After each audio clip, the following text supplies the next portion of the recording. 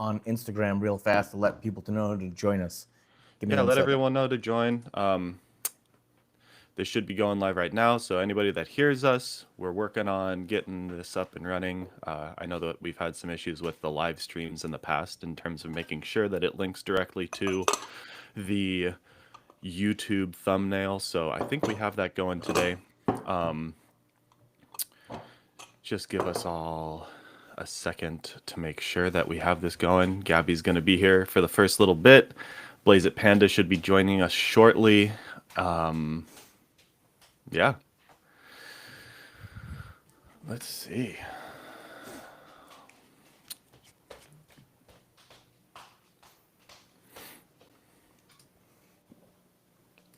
Pop out chat.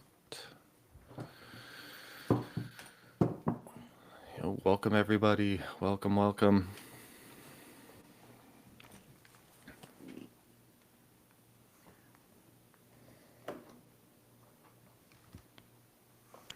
Alrighty, I'll go live on Instagram.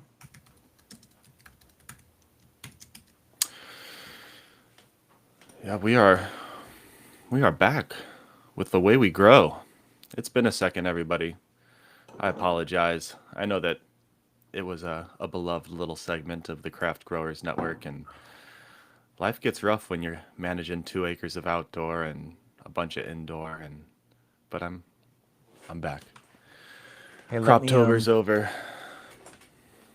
let me make a video on Instagram. Yeah. And do we know when Blaze It's gonna join us? Blaze It should be here any minute. He said Alrighty. he's just settling in, got to check on some plants, and then he'd be joining us. Alrighty, let me just start an Instagram live. Don't talk for a second. Yep. Hey, anybody? Oh, What is up, everybody? This is Gabby Staten Island on the Craft Growers Network, and I'm super excited because we're doing the way we grow again. So Nick has finally got some free time. He's involved in some massive cultivation, a couple of acres, as well as some indoor. And so I invite you all to go to the Craft Growers Network on YouTube because Instagram hates us. So can't do the live on Instagram because they'll just take it down and then, take away my Craft Growers Network YouTube, which I'm guarding with my life. So please head over to the Craft Growers Network on YouTube and check out the live we're going to do with Blaze It Panda. And of course, Nick Wolf will be hosting and I'll be his co-host. So yeah, come check us out, everybody. Craft Growers Network on YouTube. thank you, Gabby.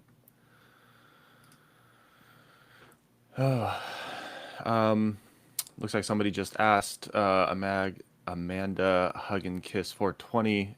Hey, Nick, are you in the CA market? No, I'm in the Oregon market. We a lot of our concentrates from the outdoor. We only do concentrates fresh frozen every year, and that goes typically all to ore grown. So you know, if you know of the Oregon market, Oregon's a pretty big producer. They do a lot of concentrates, and we tend to produce a vast majority of the source material for those concentrates. We do about 100 to 120 different cultivars a year, and produce a significant amount. It's all very it's like row cropping. We use a lot of horticultural amendments throughout the year, inoculate the fields multiple times, do a lot of what we are aiming to have be sustainable practices so that we can continue to do it because the market's tough out there, and especially growing for concentrates, we have to make sure that our yields meet certain parameters to make sure that it's a profitable thing that we can keep doing year to year. But it's good stuff. It's probably one of the better products that I've had because I know where the source material is coming from, so I don't have to really worry about what's going into the product. It's really I weird. Oh, sorry, Yeah, buddy. no, go ahead. Normally I can see the live chat, but it's not showing up for me. I can only see studio chat. So I can look at it on YouTube. You talking but about it's on Riverside. Riverside? Hmm. Yep. Sorry, everybody. Technical difficulties potentially. Uh, we can also just forego adding the little pop up things.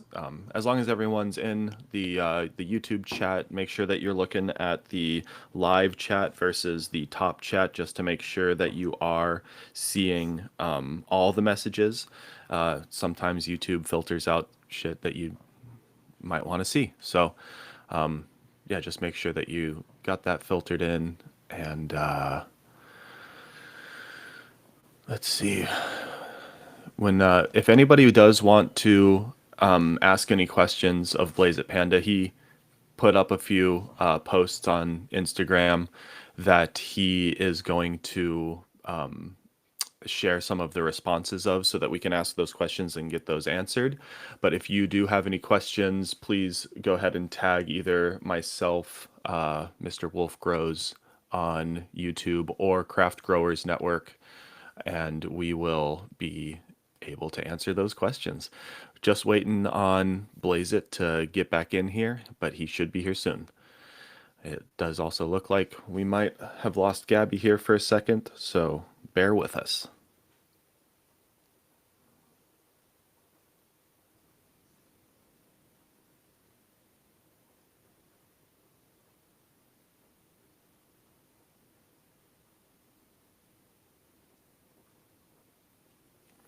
Alrighty. We have anyone listening? Do we have anybody there? Doesn't look like it. Nope. Oh, excuse me. It says 48 people watching. I mean, yeah, we got some people watching. Thanks, guys. People in the live chat. Yeah, I guess I don't know if I think because you logged in first, maybe you're the just the admin and it's not letting me like Fair. That's on it's not on a the big deal top, to me. yeah, on the top of Riverside, does it tell you how many people are viewing? No. Oh, That's if I'm in weird. Riverside? Yeah, because normally it shows me, but it's not showing me now. Nope. Alrighty. Well, I can see everything on YouTube. Cool. And you were saying Blaze It Panda posted something so people could ask questions? Yes, he did.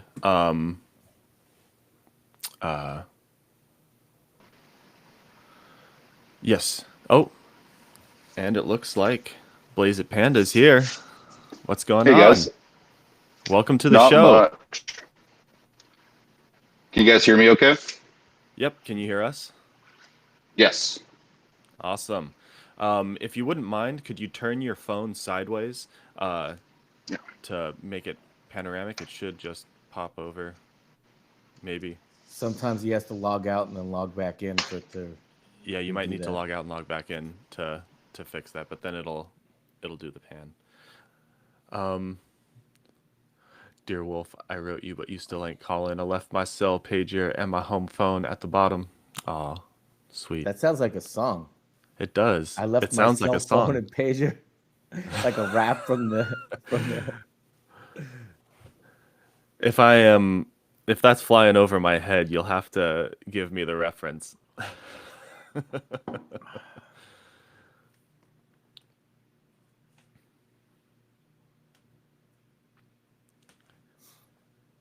Well, I'm excited for this show, and hope everybody is too. It's been a long time since we've done the way we grow, and It has been. it's something that I really enjoyed. Somebody says it's an Eminem song. Oh, is that like, yeah, it's the Stan song, right? Okay, that's fucking hilarious. Hey, and here he is back. Thank you so much Hey. for adjusting that for us. Yeah, no problem. Um, cool, cool. All right, so uh, welcome everybody. I'm just gonna start it off like here, like we're starting the show from the top. But welcome to the way we grow. Welcome back, I should say. You know, it's been a while. I haven't done a show in a while. That's on me. You know, life's been busy. We manage a 2-acre farm where I'm at, and so I just stick my head down and kind of grind up till the end of October, and then when our outdoor is done, I can get back into some real life and enjoyment outside of the farm. But I got my co-host Gabby Staten Island here with me today, and today our guest is Blaze It Panda from the beautiful, frigid North state of Alaska. Welcome. Hey, thanks for having me, guys. Yeah, absolutely. We've, or at least I've been pointed in your direction like 5 or 6 times, but it was right at the time that I was getting into the outdoor grow, so I just was way too busy and wasn't really paying attention to some of those DMs. And but now that I'm really glad that you're here. You come highly recommended. Everyone wants to hear your story, so tell us a little bit about what like where did your growing story start? I always like to start the show with, did you start growing cannabis, or did you have like a garden growing other fruits and vegetables and stuff when you were younger with your parents or grandparents or relatives or anything like that? So it definitely started out with cannabis first, and then like the veggie garden came in after I got situated with all that kind of growing. Nice. Yeah, I feel like that's kind of Can I the ask you, case for a lot of people. did you grow up in Alaska? Yeah, so actually, most of my relatives are from California in the Orange County area. And then when I was about 3, my parents moved us up here to Alaska, and I've been here ever since. Nice. Nice. And so what were some of those first experiences? Tell us like sort of when you first encountered cannabis, growing or smoking, and then sort of if it translated from one to the other, how that translation occurred, and sort of where your start with cannabis was. So I started smoking freshman year of high school. Started out smoking out of a pop can the first time, didn't really feel anything. Fast forward a couple weeks, and me and my buddy went out before science class, and he took me into the woods and loaded a pipe. And he said this was MTF, Matanuska Thunderfuck. Back then I had no fucking clue what that even meant. So I was like, oh, cool, whatever, some nice weed. So he loads it up, and I hit it. First hit, fucking cough right into the pipe and blow the bowl out of the pipe. So, but I got high that time, and went back to science class all stoned. So that was kind of my first real experience with getting high. Very enjoyable. Lots of giggles and stuff like that. So You did it for science. I did it for science, exactly. You did it for science. Well, and it was kind of funny because my science teacher, he would do an experiment in class where he would actually take a cigarette and a joint, and he would show the difference in toxins. I didn't even know how he got away with it, but He brought weed into school.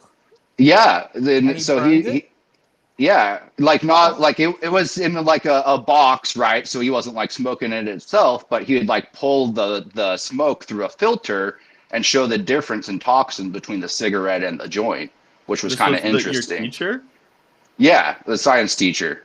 And again, I don't know how he got away with it. Alaska type thing. This was in Alaska, right? Yeah, this is in Alaska. So I will say Alaska's What? kind of the Wild West still. We had a law in place back even when I was a kid where you could grow 20 plants legally, and it wasn't medical. It was just a law that we have in state. Yeah. So there's definitely a lot of weed heads in Alaska, and it seems like it's always been that way. But Every time I hear about like what people's experience with cannabis in Alaska was, it's always like, oh, we just grow it if we want to. And I never hear about anybody getting fucked with. And I think that's kind of, I think it's just so under the radar. Like no one really knows, but it seems like probably one of the most relaxed, like in terms of cannabis law, one of the most relaxed states in the union. no, it's definitely been chill. Even growing up, I wasn't ever really worried about. Not to say I didn't want to get caught, but there's a few times I did get caught. Just kind of a slap on the wrist. Hey, don't do this again. Don't let us see you do it again. And What was the off you context go. of those situations though? Were you out there blazing it in the, Were you blazing it, Panda? yeah, in the school parking lot, or like, So funnily enough, the one time I got caught, it was actually in between schools because we have two schools kind of close together, but we were kind of off in the bushes between the two schools. Got caught, got out of school suspension for like a week. Didn't stop me, of course.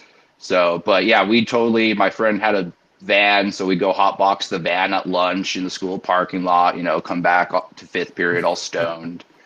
So yeah, just your average stoner kid really enjoying it and making the most out of it in high school. for So sure. I do want to just like kind of dive a little bit deeper into it though, because I haven't had anybody on the show yet that's from Alaska, and I feel like weed culture in different states is so unique and it fascinates me. And so like when you did get caught, you got these slaps on the wrist. What would you say was like the most uh like audacious thing that you were doing in one of those situations where you still ended up with just a slap on the wrist? well, to be honest, I've only got the slap on the wrist the one time. Oh, Not to say, I used to bring ounces into school though, and I'd sit there in class and like whiff my bag open and stuff, just being a fucking stupid ass kid. It's like, oh, to my friends, like, oh yeah, look at this stuff. But During science no, class? no, it was what was it? I think it was like business or something, Oh, that business and makes sense. economics. Yeah, like, hey, got an ounce here, $400. So, yeah, let's talk about um, overhead and operational costs. Um, so Go ahead. the one thing about Alaska is because of how we're located, everything's increased in price. So, like when I got into it, our ounces were $600 for an ounce of good weed. Um, and you'd occasionally find the guy that has like the $450 an ounce stuff, and it was good stuff. One thing I will say is I've always been spoiled when it comes to weed. um, I've traveled across the states, and every single time I'm like, our weed in Alaska is really really good.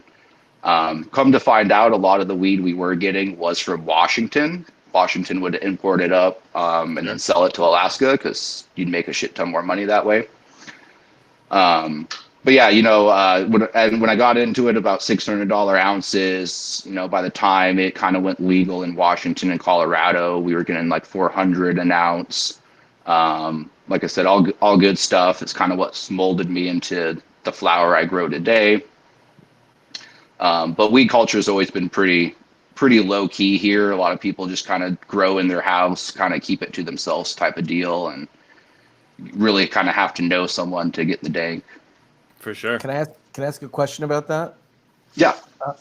Like, what's the economy like in Alaska? Like, how do people afford $600 ounces? I mean, are people making good money there, or because you said everything is Yeah. expensive? I like when I think of Alaska, and this is from like an ignorant point of view.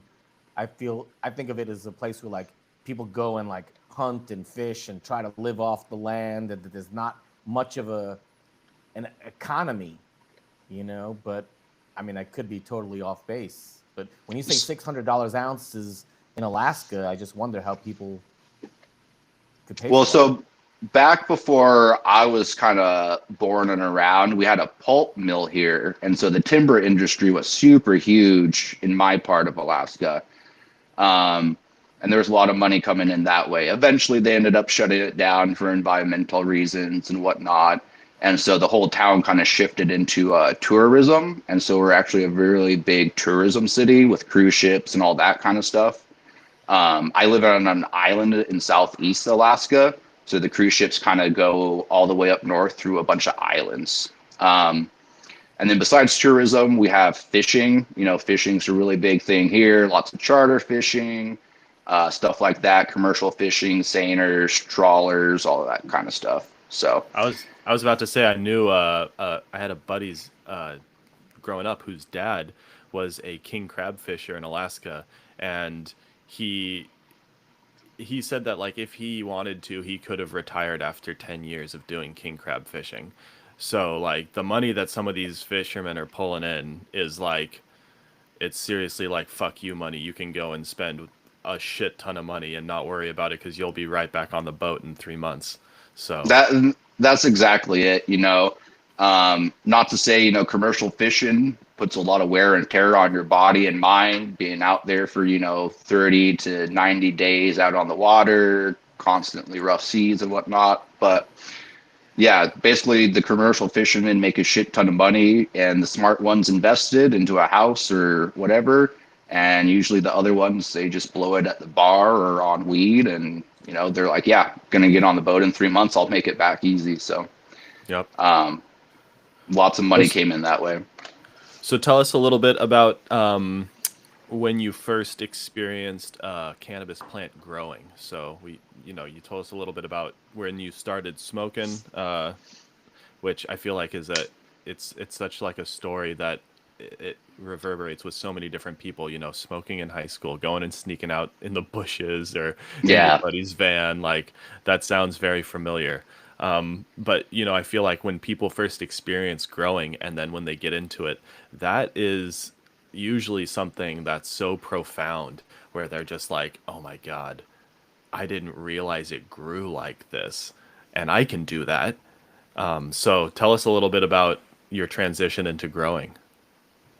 So, after smoking a bunch of different varieties, I definitely fell in love with weed and everything it had to offer. And I'm kind of a nerdy person. So, I got on the web and started researching seeds and eventually led me to Attitude. And I watched a lot of Subcool back then too, because it's like right when Subcool first started its YouTube channel. So I learned a lot just watching that. But finally bought some seeds on Attitude. It was like some autoflower stuff. And, of course, this was when I was like 16, still in high school. And so I had to be sneaky about it. And me being the kind of nerdy kid I am, I actually tore open a server case, a computer case, but a server, so it's a little bit bigger than a normal computer. Gutted everything out of there, installed some CFL lights and little fans, and I ended up started growing in a little computer case box, my autoflowers. So, and this would have been like 2010, 2011-ish. Okay. That's awesome because I feel like that's still something that a lot of people do where they're like, "Oh, I can, I got this little computer case here. I can grow one little plant in there and it already has fan ports and all sorts Hmm. of stuff that kind of make it very usable." I think, I've seen on Reddit they have like a whole subreddit dedicated to nano Yeah. growery where they're like they actually are trying to grow the smallest flowering plant possible, which Yeah. in and of itself is kind of like an art similar to bonsai or something like that. But that's so cool that that's where you started. I feel like that's a lot of people's experience nowadays too. So what were some of the like successes and failures that you found when you first started growing? Did you are it sounded like you did a lot of research before your first grow where you did not go into it and just say, my buddy gave me a clone and I don't know what to do with it, so I'm stuck it in a computer case." It sounds like you were like well planned out, knew that you wanted to go for an autoflower, probably to keep it smaller, to keep it easier, because I know that a lot of times early on, autoflowers were sort of marketed as like this is the easy way to grow. If you don't have experience, you can just put this seed in, you don't have to change anything and you'll get flower from it. Oops. Oh shoot. He's back. Yeah, I don't know what happened there. Sorry about that. Hey, No worries. Blaze it. Do me one favor. Please try to center yourself on the screen a little bit better or back up just because we're cutting off half of your face. And if we do a short on Instagram, it's not going to look right. There you go. That's perfect. Oh, beautiful. Thank you. Did you catch everything that I had said before, or did it cut out? I cut out right when you were talking about like how much kind of research I put into it. So I don't know if there's much after that. Not too much. It was more Okay. just like I mean, what were some of the successes and failures that you sort of experienced early on in growing, considering how much effort that you did put into research ahead of time? it sounded like you kind of knew what direction you wanted to go in. So I will kind of preface that first initial grow in the computer case was pretty short lived. You can actually find me on Roll It Up under Dr. Panda. I was made my first posts there when I was like 16. But unfortunately, my mother passed away abruptly. And so my grandma came up and she ended up going through the house and found my grow and shut it down probably within 4 weeks. Oh Um, man. yeah, so it wasn't until I was probably about 24-ish, and I'm 31 now, so about 8 years ago, um, is when I actually started. I set up a tent and got pretty serious about everything. So, and again, I started with auto flowers. I think it was Mephisto genetics is what I kind of started with. Went down the rabbit hole, got some exotic genetics, started growing that.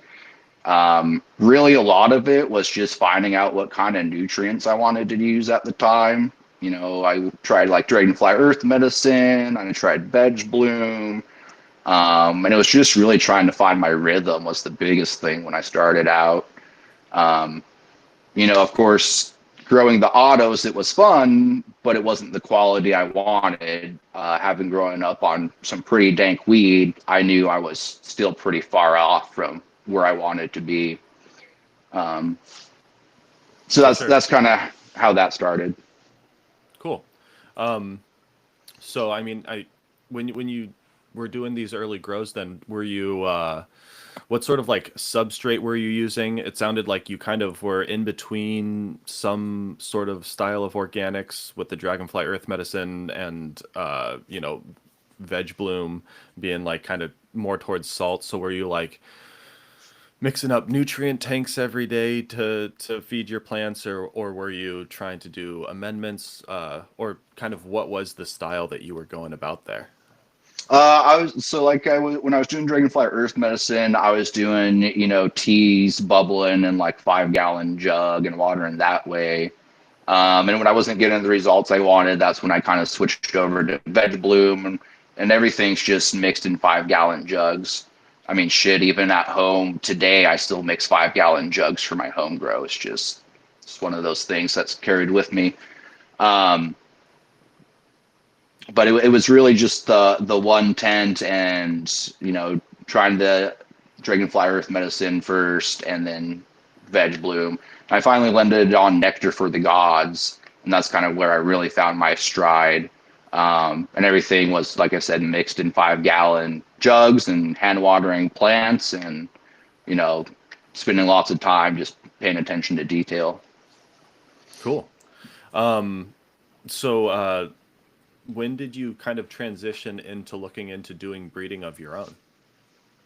That probably wouldn't have been a little further down the road. I ended up buying a house, expanded my room. It kind of started with one tent, then I got two tents. Then I set up another grow area. I'm like, well, if I got all this room, and I was growing a lot of my own seeds I'd buy and had a lot of my own selections. So I finally got to the point where I just kind of wanted to fuck around and find out basically. That probably would have been, probably 3 or 4 years into the growing experience when I finally started playing around with breeding. Reversals is what I started with. I had Kim D times Headbanger plant from Doc D. It's one of the first ones I tried. Reversed it, didn't make any pollen. Of course, made plenty of sacks, but couldn't get pollen for the life of me. So I kind of put that on the back burner. A couple of years, or not a couple of years later, a couple months later, I had an underdog Urkel selection I made from CSI Humboldt. So I was like, I put the D-Banger and the underdog Urkel in the same tent. I'm like, whichever one works, it's the one I'm going to go forward with to play around with. So the underdog Urkel ended up reversing really well. So I ended up hitting a few clones that I had, and started from there. Nice. I have a question. You Yeah, go mentioned for it, like Gabby. all these bottled nutrients and stuff that you were using. Where'd you get it from? Is there a hydro store in Alaska? Yeah, so we have one hydro store. Give them a shout out. and it's Workove Industrial. They've been around for a while. You know, when I was a kid, they actually sold fish and like reptiles and stuff. They were a pet store at first, and then they kind of shifted over to the growing side of things. Um, but it's sad to see, you know, they're slowly kind of dwindling out, especially after the COVID area, and a lot of people started going back outside and stopped growing. They're just not making the same sales as they used to, unfortunately. That's crazy So because I you'd think during COVID more people would want to grow medicine and Oh, well, that's what I'm keep saying growing. is during COVID it was a good boom. But now that Oh, COVID's kind gotcha. of over, yeah, Yeah. you know, every time I go into the shop now, their products are dwindling. You know, they're not restocking a lot of the stuff I was using because it's just not feasible for them anymore, Probably unfortunately. just a problem of Amazon too, right? Yeah. Well, You can get all that stuff delivered to your house with free shipping from Amazon. and that's the biggest problem we face in Alaska is shipping. You know, when I can get free shipping on Amazon instead of paying $100 to send me a bottle from down south, it makes a big difference. Well, So and yeah, unfortunately, the race to the bottom in the commercial market also pushes a lot of these products to try to beat competitive prices of other products because they need to be able to keep up with the demand from the producers who are continuously saying, I need lower overhead, I need lower overhead. And so when your nutrients can continuously go down in price, then you can keep up with the market. But when products or companies like Nectar of the Gods, who recently announced that they're going out of business and they've made their last batches of product, I, yep, I'm I'm pretty sure I read that. yep, That's the nature of the beast that is the race to the bottom industry that we're all kind of beholden to in some way because we can't necessarily control it, but it is going to affect a lot of these different products and stuff. And so, I'm still waiting for like larger companies like BioBiz to stop selling stuff that's at a home grower size because that's just, if their margins are so high where they're charging what they are for their products, then putting it in smaller plastics doesn't necessarily make it cheaper for the end consumer. Well, what they're doing is, all these companies now sell direct to commercial growers. Yep. They got to do that because that's the only way they can offer them a price that's going to work. yeah, And then as far as the small home growers, they're just buying the shit in Amazon a lot. Like in California, there's a fair amount of grow shops, but you got to think about it, around the country. There's places where it could be over an hour to drive to a grow shop, if not more. For sure. And why not just order the shit on Amazon? They're not scared. They've got a tent with 4 plants in it, and so they'll just order their quart of BioViz there. And I there's mean, yep, somebody. but I'm over here and I'm like, order a 25-pound bag of calcium nitrate of like JR Crop Tech Veg and Bloom, and you'll be fine. And that'll be enough for a person in a tent. That'll last them 10 years. Oh, but they And don't want they'll to do have, that. oh, of course, they don't want to mix up their own nutrients and save money. That's blasphemy. Well, no, right. because for them, it's like Blaze It was saying before. And by the way, should I call you Blaze It or You Panda? can call me whatever you want. I usually just go by Panda. All right, You know, Just when I don't made call the me late name, for I was dinner. yeah, I don't know. I love my food. For some reason, I really like Blaze It, but like at the fish store, when you're an aquarium shop, right? People, they don't care so much about like how much the setup costs and everything they're putting, because they're doing it because they love it, right? So the home grower, But the you're not small eating the home, fish. right? But the small home grower, they don't want to they're already putting more effort into this project than they want to, and mixing the nutrient is just, so they don't care about paying the little bit extra to have the nutrient mix and having the proper recipe, and and using something that has marketing, right? Yeah, Now what a it's the shame. commercial growers, and maybe even the medium-sized growers, that they need to be listening to what you're saying, Nick. And because if you're selling your product, and we're having a race to the bottom, that's when you have to be efficient, right? So like Also, people that are growing for themselves, they don't care if it costs them a little bit more.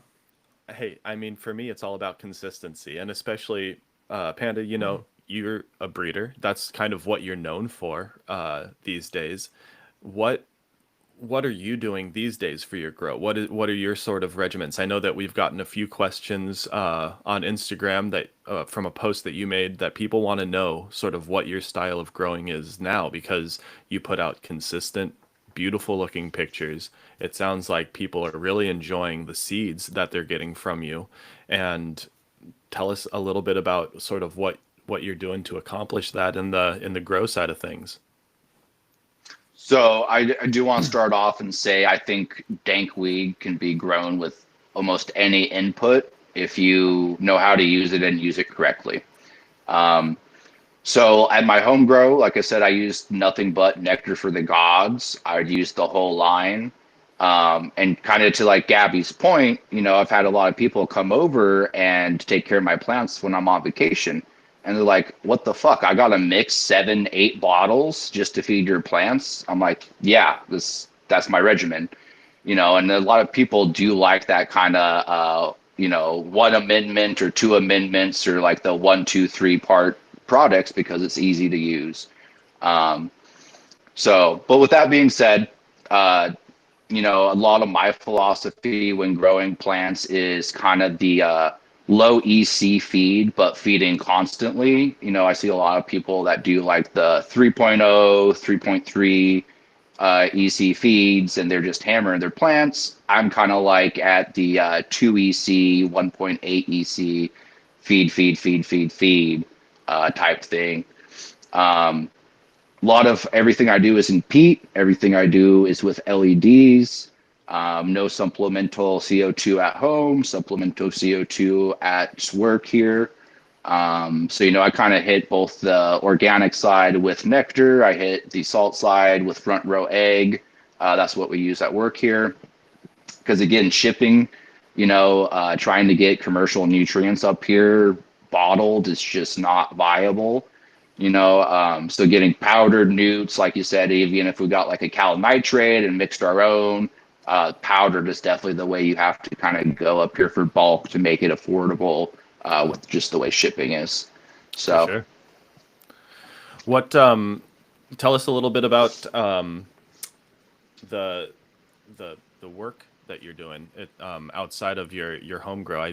I didn't know that you're also in a commercial space until you texted me this morning that you got to go check on the plants, and I was like, oh, all right, I know that feeling. yeah, so I'll give you a little bit of background. Before I started here about 4 years ago, I was actually an IT tech for a bank here in Alaska. And it basically got to the point where I was sick of staring at screens all the time, and my job had shifted a little bit of what I was doing at the bank, and I wasn't really digging it anymore. I got lucky, and my network admin when I first started there was actually setting up this business because Alaska had just gone legal. So he was setting up the grow and the storefront and all of this stuff. And so we kind of hit it off. He finally left to do this full time. A few years went by, and I'm like, hey, I'm tired of staring at screens. You got something available? We chatted back and forth for a while, and he knew what I was doing at home. So he offered me a position here, and so I took it. So I've been doing the rec facility for about 4 years now. We got like a 20 by 30 flower room and a 20 by 30 veg room. A lot of the stuff we run is all from seeds. There's been a few clones we've taken in over the years, but I'm just like, running a big facility and taking stuff in is always sketchy. We had HLV come through one time, kill half of our mother stock. We try and be pretty consistent with our testing just to make sure we have clean stuff.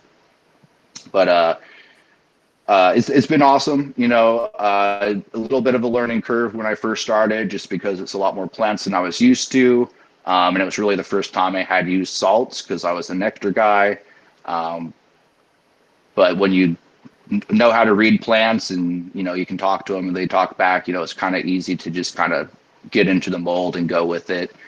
So when I first started here, they were running HPS. We ended up having some AEC issues, replaced the AC and switched to LEDs. And then it's pretty much been front row and LEDs ever since. Nice. Yeah, we were running front row when I first started at the garden that I manage now, and they worked really well, but the formula that they were putting out then, we kept on having these problems where the magnesium was caking, and so it would not want, like, it was not falling into solution well, and we eventually were getting a lot of fallout. So our disc filters, because we run like a full irrigation. I don't know if you're doing like drip or if you're hand watering or whatnot, but we would just get all this fallout where the disc filters weren't even taking care of it, and we were getting clogs at the emitters, and so I'd have to like clean the lines multiple times per run, and it just ended up being untenable. So we've switched over now to, I think we're using drip hydro now for all of flower, and that works really well. And I don't know if So you're why aren't you using just raw inputs? I don't need to. I mean, but you just said a minute ago that you think that. Well, I'm using calcium grower, nitrate. The small home grower should, but that's the same. It's the same thing. It's just choose a brand that you like and buy their calcium nitrate. Part A, if it's white pearls, is calcium nitrate. I don't care what they call it. It was a little confusing what you said. I thought you were mixing all of your nutrients from raw minerals, like the whole thing. And honestly, no, I don't think it's worth it. I don't think it's worth it because other people are mixing up those dry fertilizers together for you, and it's already so cheap that, like, unless you have access to large amounts of the raw fertilizers, right, it's not going to be worth it, because most of those are imported anyways nowadays, and you don't want to deal with the tariffs yourself. You want these larger companies to deal with the tariffs and then to pass on the cost to you, because it's just going to make your life a lot easier, and in the end they eat some of those costs, especially when they're trying to transition from one price to another. And they have buying power, so they can buy a lot more for cheaper. Tons of it. Yeah. They're getting it cheaper. So, like, you would be paying more to make it yourself in most cases. Yeah, but what I mean by that is, like, you can buy Floraflex calcium nitrate. You can buy Drip Hydro calcium nitrate. You can buy Hypha, Yaraliva. There's a bunch of different brands of calcium nitrate. So just find one that you like and use it. Most of them are pretty much the exact same composition as well. There's just a few different differences that you can see within, like, the nitrate to nitrite ratio. But most of those are negligible unless you have other reactions with your other nutrients. So typically they're formulated for the flower and veg nutrients that come with them, but you really only should be having, like, at the most 3 different bottles. One is your calcium bottle, and then you should have a high nitrogen veg solution and a lower nitrogen with a higher potassium and phosphorus flower solution. But the micros should be pretty much the same across the board. There shouldn't be, I prefer like a flower solution that has no nitrogen in it, where all the nitrogen comes in from the calcium nitrate, because then you can taper your calcium nitrate into calcium chloride at the end so that you can remove nitrogen altogether. But again, that's 3-4 products max that you can then mix up yourself. And if you're only buying the dries, you can go buy 5-gallon jugs, like Panda says, right? And if that's what you're doing, if you're using salts for your home grow, you can mix up a 5-gallon jug, use it over a week, it will be fine. Just mix some sort of like hypochlorous acid or chlorine dioxide or hydrogen peroxide into it to keep it sterile, iodine even. You'll be fine. Well, and I think a lot of people don't realize too, the Drip Hydro, Front Row, Athena, Jax, all these blends are the same shit with just a slightly different ratio, right? And so it's just finding that ratio you like. And even on Front Row, they have their recommended feed solutions. And like I said, I'm way lower than what they recommend because, like you They're big said, on at the end pushing of crop flower, steering. what's that? They push crop steering, Yeah, Yep. they you do. know? And So, I'm a big fan of no nitrogen after like week 6. I'm really trying to cut as much nitrogen out as I can. Push calcium. One of the things I've learned with nectar is calcium is number one in my opinion. Hmm. Almost can't have enough calcium. Um, so yeah, low nitrogen and high calcium is really just kind of a big factor into having some nice plants, in my opinion. You see a lot of people pushing, nitrogen up until week 8, and they get these blown out buds and foxtailing and all yep. sorts of shit.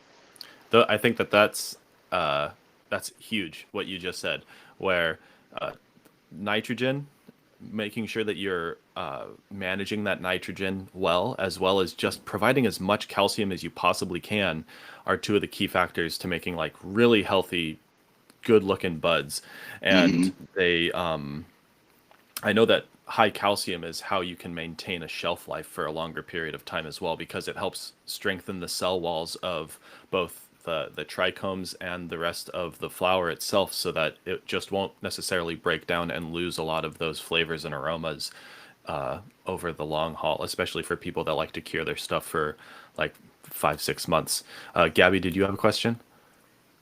More of a comment.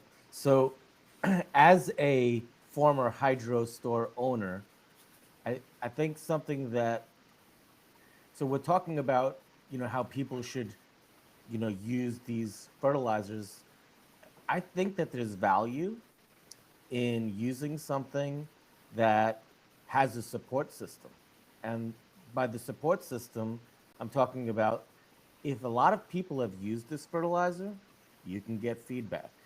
Absolutely. What about the company that's selling the fertilizer? What type of information and support do they give you?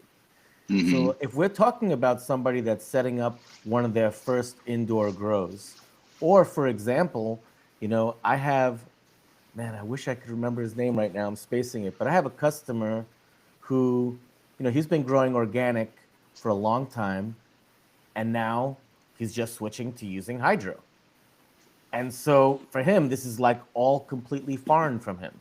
And if he was to go and use a fertilizer, let's say from Yarrow, or something that isn't as much based on cannabis, and he can't ask someone like, hey, my plants are looking like this. What do you think it is? Or what do I add? So I really think, particularly for a small home grower or people using minerals for the first time, I think using one of the bigger brands is a good idea. I'd say Even if using it a costs a brand that's little bit geared more, towards cannabis, not necessarily a bigger brand, but a brand that's geared towards cannabis for a home grower is going to yield the best results, simply a because of brand what that you're has the saying, community that can help. or at Yeah. least the support system where if let's say the manufacturers are available to talk to, you can reach out to them and they will respond because they want to make sure that you succeed with their product. That's huge. It's also why I suggest, like, I like drip hydro. Don't get me wrong, it works really well for me. I use it all throughout flower, but for veg, I still use JR Crop Tech, and I still suggest for anybody that's growing at home that they should use JR Crop Tech. A, because they don't bullshit you on what calcium nitrate to use. They say find your favorite calcium nitrate and use it. We're not going to charge you a brand name markup for our calcium nitrate. So find whatever works well. Honestly, one of the best calcium nitrates that we found lately is the drip hydro calcium nitrate. It's so clean. But so like use whatever calcium nitrate you want, right? But then they designed their flower and veg formula for cannabis. It's what they were mixing up individual salts for years, and then they said they had enough people who kept on asking to get a couple of pounds of their batches when they would make it, where they said, well, we should just turn this into a business, and they did, and it's super awesome stuff. But that's what I don't get everyone has sponsored by them done. or anything, but I No, love their shit so but much that I would still suggest it. everyone, I mean, there's not a single nutrient company that's being sold in our marketplace that didn't design their fertilizer for cannabis. I But mean, they're General you got to find Hydroponic one that's 30 open years about it. ago, huh? You got to find one that's open about it, though. You mean to talk about it? Yeah. Yeah, I think most of them are becoming that way today. Back in the day, it was all hush hush because, Operation Green Merchant happened and these places didn't want to get shut down. But now you could talk to any, hydroponic, cannabis fertilizer company, and they're going to have someone that's going to be willing to talk to you about cannabis. Yep. They're not Yeah. they're not scared anymore. Well, and I think one of the reasons I love Nectar so much is because when you sent them an email, it was literally the CEO who would reply to you, right? Yep. And they had a YouTube channel where they did questions and answers, where they would sit down and go through a bunch of viewer questions, and it was super helpful learning how their product works in the soil, or what stage they would use certain things, and you just learn a lot from asking questions in general. So, having some of these fertilizer companies doing that would really help a lot of new growers. Hey, can I ask you a I question, agree. Blazit? Yeah. Do you answer your emails and messages? Hmm. Yeah, absolutely. I mean, I do too. And it's funny because when I answer my messages, people are like, "Oh my God, you're answering your messages?" It's like, of course I am. That's how you do good business. That's how Yep. you that's how you make relationships with people and do good business. So, and I knew that you answered your own messages. That's why I asked. It's, Well, it's I like, kind of, to on a point of that too, is you have people that message you, and they ask for your recipe or your growing style, and it's like, oh, give me the info you can without giving me your secrets. And it's like, I don't have any secrets. I will tell you exactly how I grow, but it's on you to follow through and pay attention to detail to get the quality. Yep. executing isn't as easy as just reading the instructions. But Yep. Exactly. Well, so I mean, it seems as though you're in a prime position to be a wonderful case study for how people need to transition their grows over from one nutrient to another when a nutrient that they prefer goes out of business or becomes obsolete. So, it sounds like you're a well prepared individual. You like to do your research ahead of time and make sure that you have a plan in place. So I'm curious, what what are your thoughts right now? What are you going to do for your home grow, for your breeding projects, once you no longer have access to Nectar of the Gods? So, I'll probably make my life a little bit easier. I've been looking at Grow Green and doing some kind of dry amendments from them. Or is it Green Grow? I don't know, one of the two. Um, but gonna probably do like some dry amendments of veg, make my life easy, just do plain water. And then when it comes to flower, I was looking at Rooted Leaf because they're out of Washington, so shipping's going to be a little cheaper.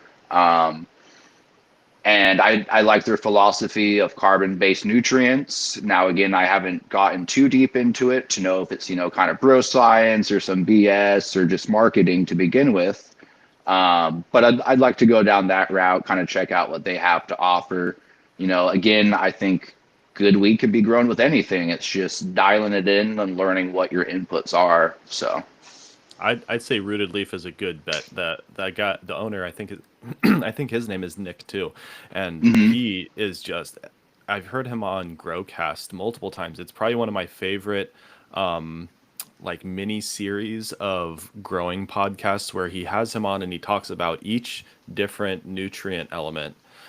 He does calcium, magnesium, phosphorus, potassium, zinc, iron, Yep. boron, and he goes through all of them and he talks about exactly what role they play in the uh, biological cycles of the cannabis plant. And so, you gain insight into the Rubisco cycle, into the way that the xylem and phloem have different properties in terms of like mass flow versus sublimation or something like that. It Great series. Anybody who's listening, I highly recommend going and listening to that on the Growcast podcast with Jordan Rivers. It's really good stuff. Just look up the Rooted Leaf episodes. But back to your point, I think that that's a perfect swap over from nectar, considering that you do have the ability to be very precise in how you're going to mix your nutrients. You have access to a Yep. bunch of different single source nutrients, I believe, or you can.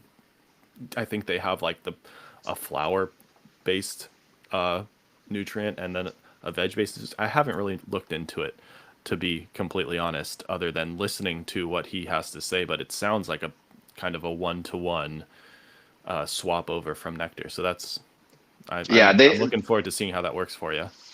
yeah, they have a lot of similarities. The other one I noticed was New Millennium. I kind of dig what they're doing over there, and they have a lot of similarities to Nectar too. I really like the synganic approach, synthetic and organic kind of mix. I think it really makes some good weed that way. So I'll be checking those two companies out and kind of going from there. For sure. Yeah, we've been using some of the like biological inputs from Power SI because they have their like Okay. PK synergy, which is pretty much like a Mammoth P when that was around, and then they have their biological package too, which is like Bacillus and different God, what's the old like great white like Oh, mycorrhizal? It yeah, has like the mycorrhizal. mycorrhizals in it and The but trichodermas and stuff, or yeah, trichoderma and stuff like that. Because we've been like adding that and then things like root shield, which is another trichoderma, and adding all those in as like hand waterings, but then just continuing with our either like generative or vegetative steered irrigation practices. And I can always tell when I was on point with all of my biological applications because by day like 45 it smells like it's ripe and ready, and then by day hmm 60 I am just like mouth watering every time I go in. There's been a few runs where I was like sputtering trying to get the room down because it's just so pungent that I am having trouble breathing. Uh, just like the terpenes are greater than the oxygen in the air or something along those lines. No, I always love those rooms where it's like as soon as you open the door, you get hit with that terpene profile. I'm like, oh yeah, that's some dank over there. Yep. So So tell us a little bit about your breeding practices, and I'm pretty sure, and correct me if I'm wrong, but sort of your big hitter right now is the World Eater, uh, and I know plenty of people that are like, oh, I should just get the cut from him, but I kind of want to hunt seeds of it. But tell us about your breeding practices and the projects and sort of what your goals are with breeding, and if there are any like projects maybe that are upcoming or any specific phenotypes or anything that are just really exciting to you right now. yeah. So growing up and having a plethora of good weed from Washington and having a dank variety, it's really, like I said, shaped how I view weed today. And so eventually, when everything kind of became just gelatos and cookies and same, I got bored with it really fast. So I started hunting a lot of kind of the old school stuff like OGs and Urkels, stuff like that. Uh, Basically, I like variety. I like changing it up. I like good weed that's different all the time. So um, how the World Eater kind of came about was I had the Wolf Eel, which is another kind of staple strain of mine. Kind of the first one I made that really kind of took off. Um, I'm not going to say it's special by any means, but it's good weed. It's frosty, it's pungent, it's got good stone. Anyway, I hunted about 25 of those, made a couple selections. I have a problem when it comes to selections. I always like to hold on to like four of them. I can't narrow it down. Like I said, I like variety. And when you have, a bunch of plants that are different enough, I like keeping around, especially for F2 generations or in crosses, anything like that. So eventually, The other thing is maybe you made a mistake, and yeah, you know, it's like just keeping one.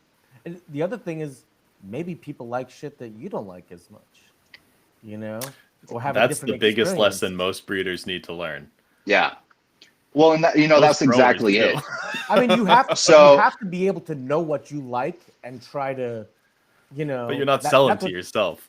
right. exactly, and so it's funny you say that because that's exactly it. What ended up happening is I kept two cuts to run at the facility commercially because those are the two cuts most people liked. They were commercially viable. They yielded good, smelled good, tested good, all that stuff. Well, the selections I kept at home, they tested a little bit weaker. They were smaller bud morphology, but it's the weed I personally like to smoke. So, that's part of why I keep multiple cuts is some are perfect for production, some are better for breeding, some are better just for my own personal smoke. So, For sure. We had one this year that I hunted, not on the commercial site, but that I brought on, and it was a very small producer when I tested it. But we put it outdoors, and it was awesome because even though it was a smaller producer, it finished within our first bracket of harvests. So it was probably, it ripened maybe 25 to 30 days before the last plant ripened. So we were able to actually fit it into a good cycle. And even though it yielded a little less, it still sounded like the hash percentage. It hashed it still like a 5.5%. So it was like, oh, beautiful. I don't even have to worry about this. We can still pull it early. We can do a tighter plant on center the following yep. year so that we can just still create the canopy that has the same yield percentage per square footage that we need to hit. We'll be fine. And that was all off of a fluke. So I I think I it's think really that easy sometimes those smaller sometimes. ones are great. I Mhm. think sometimes it's easier to tell which plants you should kill. Like, okay, for sure we're gonna kill these, right? Yeah. But Mhm. then like narrowing it down to just one, that's a hard one. And like Yeah. why do that? Like, and I think the perfect, solution is put the plants in tissue culture. It allows you to keep more of them. You know what I mean? So when you're when you start the hunt, you put them all in tissue culture, and then Bro. you know spend some time. Trust me, keeping 100 What you're and I doing? think we have 178 cultivars right now. Ugh, it's a fucking slog. You're just constantly recloning them, and like, don't get me wrong, And you're not even going to I'm grow a lot of them right away. I grow like 12 of them a year indoors, but we grow like 115 outdoors, and we don't get the order for what those are supposed to be until like 2 weeks, 3 weeks before we start taking cuttings for the mother plants that we're going to use for the cuttings that we're going to need to populate the field. So I only have a certain amount of time to make sure that it's all up to snuff, and then it is what it is. But Well, keeping that many around is in that case, tissue culture might not help so much no, because no, it won't. it does take time to get it out. But my point is don't go and kill plants too soon. Yeah. Like you have to grow them a few times.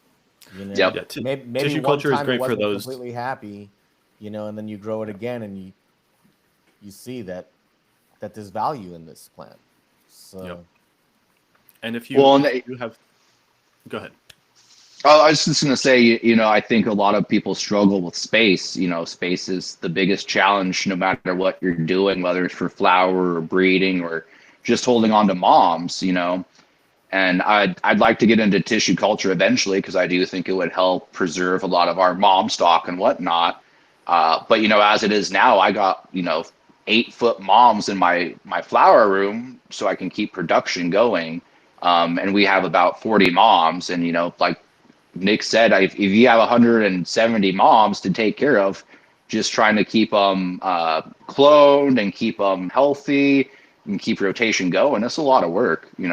It is. Even I would say there's a few people in Alaska even that are doing tissue culture right now just for genetic preservation purposes, I could probably put you in contact. One of the guys is Honey Pit. He does just a bunch of hash production up there.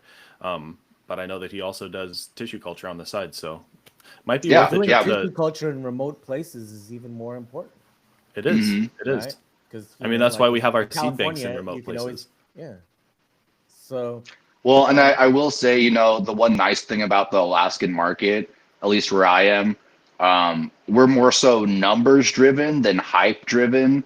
So, we don't have to grow the newest, hottest strain. We don't have to be growing, RS11 or, some hype strain. As long as the numbers are there and people like smoking it, it usually moves okay. I'd like to get away from the numbers still because everyone wants like 25 plus THC bud, but Yep. it is what it is right now. hey, Gabby, did you have so a question? oh yeah, I wanted to make a comment because I was excited about something that I found on Amazon. So I found a 12-quart autoclave, an electric autoclave, $230. Okay, and then We're not a here to share Lord Bezos's fucking. yeah, Uh, okay. Well, you can find it elsewhere too, no, but anybody He's can about to get 200 set into us up tissue with a culture. lab. Yeah, anybody can 208 get into tissue culture. It's becoming cheaper and cheaper every day, and the smaller flow hoods are becoming better and better because they're quite simple to put together apparently, and it Yeah, just this one's requires a two little hundred bit and of. eight dollars, and so for $500, like you have I everything mean, you need. well, no, you need media, hormones, Right, but that's the extra vessels. $100. You can get that. Uh, Okay, I six mean, hundred. an extra few $100 to All be right, fair. really, really It's cheap. not the cheapest thing to get into, especially considering that like when you're actually looking into proper like polypropylene or glass vessels, the ones that you need that actually have the structural stability to be you Now re Nick is gatekeeping. hey, no, it's important to know this before you get into it because you could, I don't agree you with you. could be like, oh, Gabby said I could go and get a flow hood and an autoclave and I'd be good to go. You go spend $500 and then you're like, wait, but I need all this other stuff. And then you go spend another $500 and then you're like, well, shit, No, no. I don't even have the space to set it up. I got to I go have get a a different table. perspective. I got to make sure that my wife's cool with putting it into our spare room. No, It's not that I easy. have I have a different perspective. The perspective I have is that people think that it's going to cost $1 million and that it's so difficult. And you know what?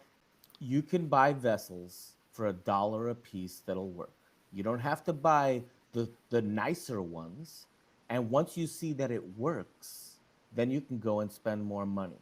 And so my Fair. point is that somebody like Panda has been thinking about tissue culture for a while, and he might just be like psyching himself out a little bit, thinking like, I'm not ready. I got, it's like, you know what? Like, you'll never be ready until you just say, I'm going to just go and do this. And, Fair one of enough. my missions is to encourage everybody to go and do it. And so, yeah, so for $600, are you going to have a pimped out setup? No, but you can put plants in jars. That's what you can do. You can put plants in jars. And honestly, the first time I did it, I put it on the rack with my clones that I already had going. I didn't make us, once they're in the jar, it doesn't have to be in a clean room anymore, and your wife might leave you, but you can set it up on your kitchen table. Like you put it on your kitchen Everybody, table we're when she's not taking home. relationship advice from Gabby today. Yeah. Yeah. He's also telling you to jump into tissue culture like you would with Yep. children, just put the blinders on and do it because you're never going to be ready. You just might as well start now. Um, Best so, motto in life is fuck around and find out. Yeah, we've said that twice already. uh, Well, if you need help doing tissue culture, we blaze know it. some people. Nick is an expert. I know a lot. We've got friends that would love to help you. So No, no, it's good to know. I have a little bit of a mycology background, just amateur, fucking around with that. So I see kind of some of the similarities between the Very, two. yeah. But it is one of those things. It looks a little daunting at first. It's like, oh, how Exactly. much time do I gotta invest in this? I got other shit going on, you know. The So it's Time is an easier to just investment. push it out of my head. the Time carrier over time is an of like investment. aseptic technique is 1 to 1. You're doing the Okay. same thing that you would with mycology and making sure that you're not introducing contamination.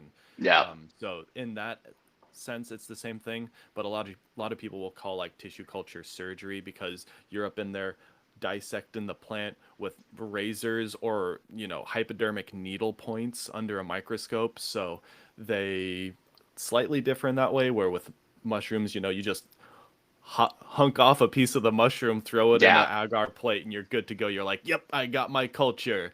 Yep. Which so a little bit different, but still requires aseptic technique. Well, I don't We did recommend have people a start with meristem, like start with no, nodal. yeah, So no, with nodal, but it's like taking a small clone that the people are already taking clones. Now you're going to take the tiniest clone that you can possibly take, trim off as much of the leaf as you can possibly take, but you're not working under a microscope. That's the for next step. I did have one person ask in the comments on YouTube if I could provide a tissue culture guide, and this is my one and only shameless plug. I have a full guide on my Let me do Patreon. it. Go to his Um, Patreon. go to my Patreon, $5, people. But there's a full guide there, and I'll answer any questions, and I will also update it, and I can help provide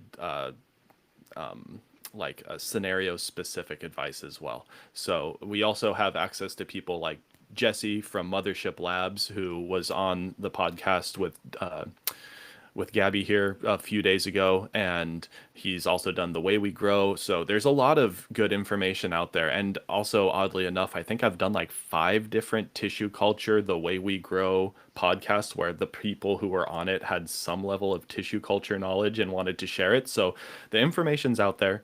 I'm sure that you can find it or reach out and get more information that way.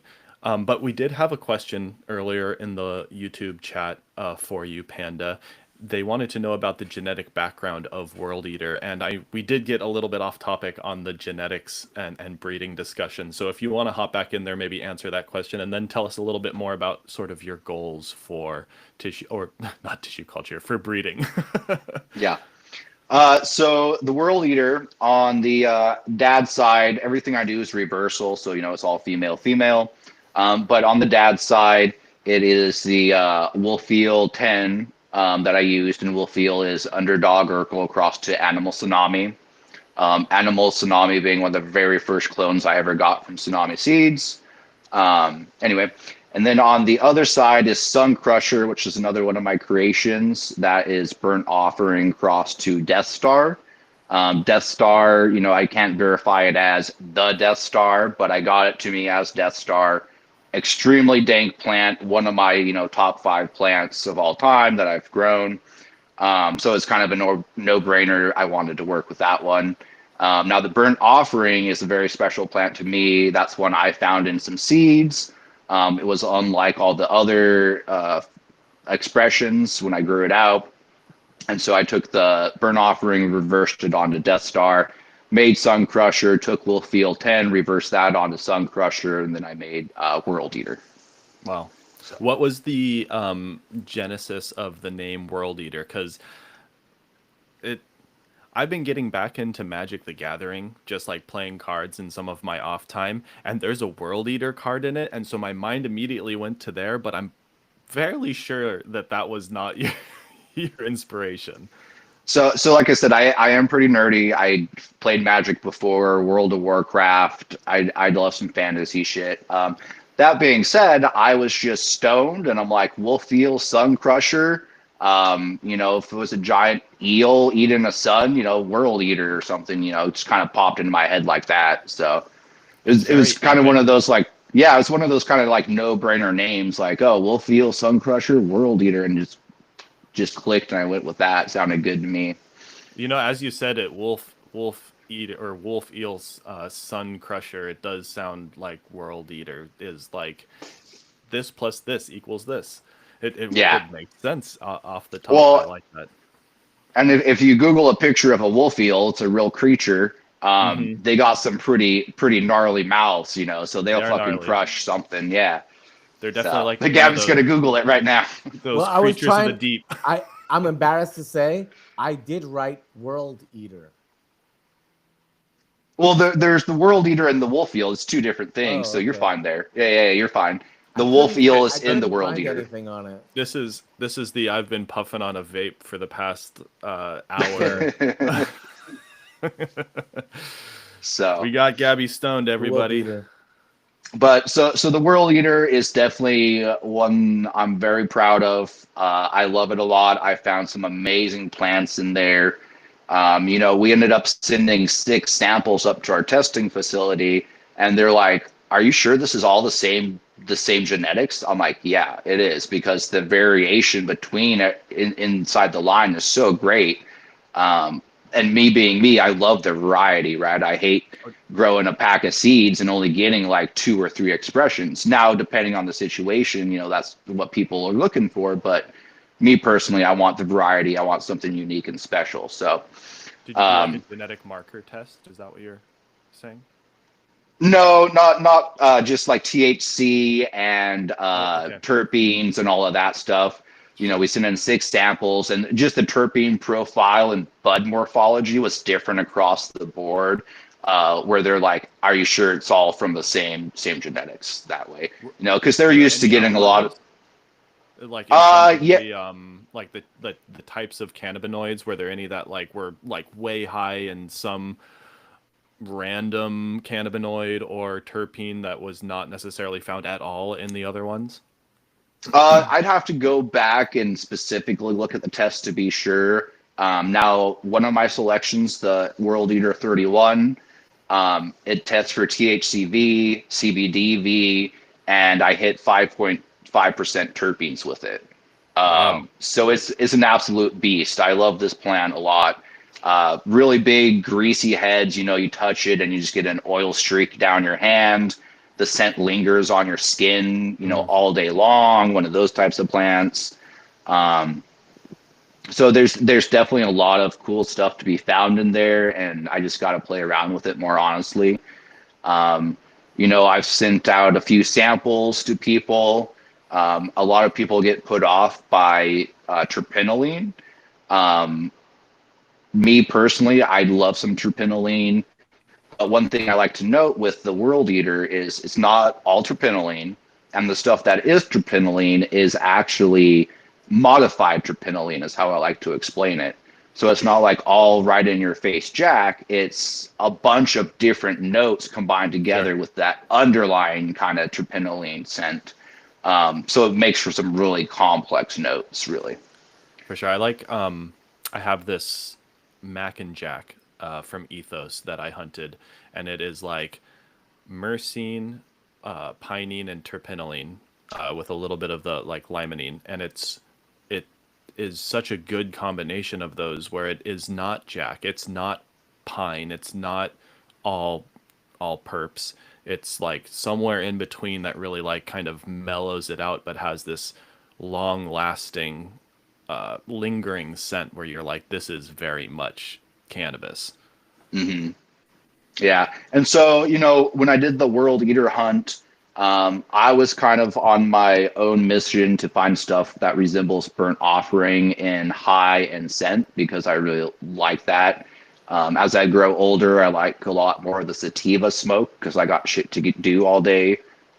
So I can't be fucking stoned to the bone all day. So that being said, I did a lot of my selections more on the burnt offering type effects and scent. With that being said, there was a lot of like lavenders and berries in there from the wolf eel. Then you'd have a combo of like a terpenoline and linalool.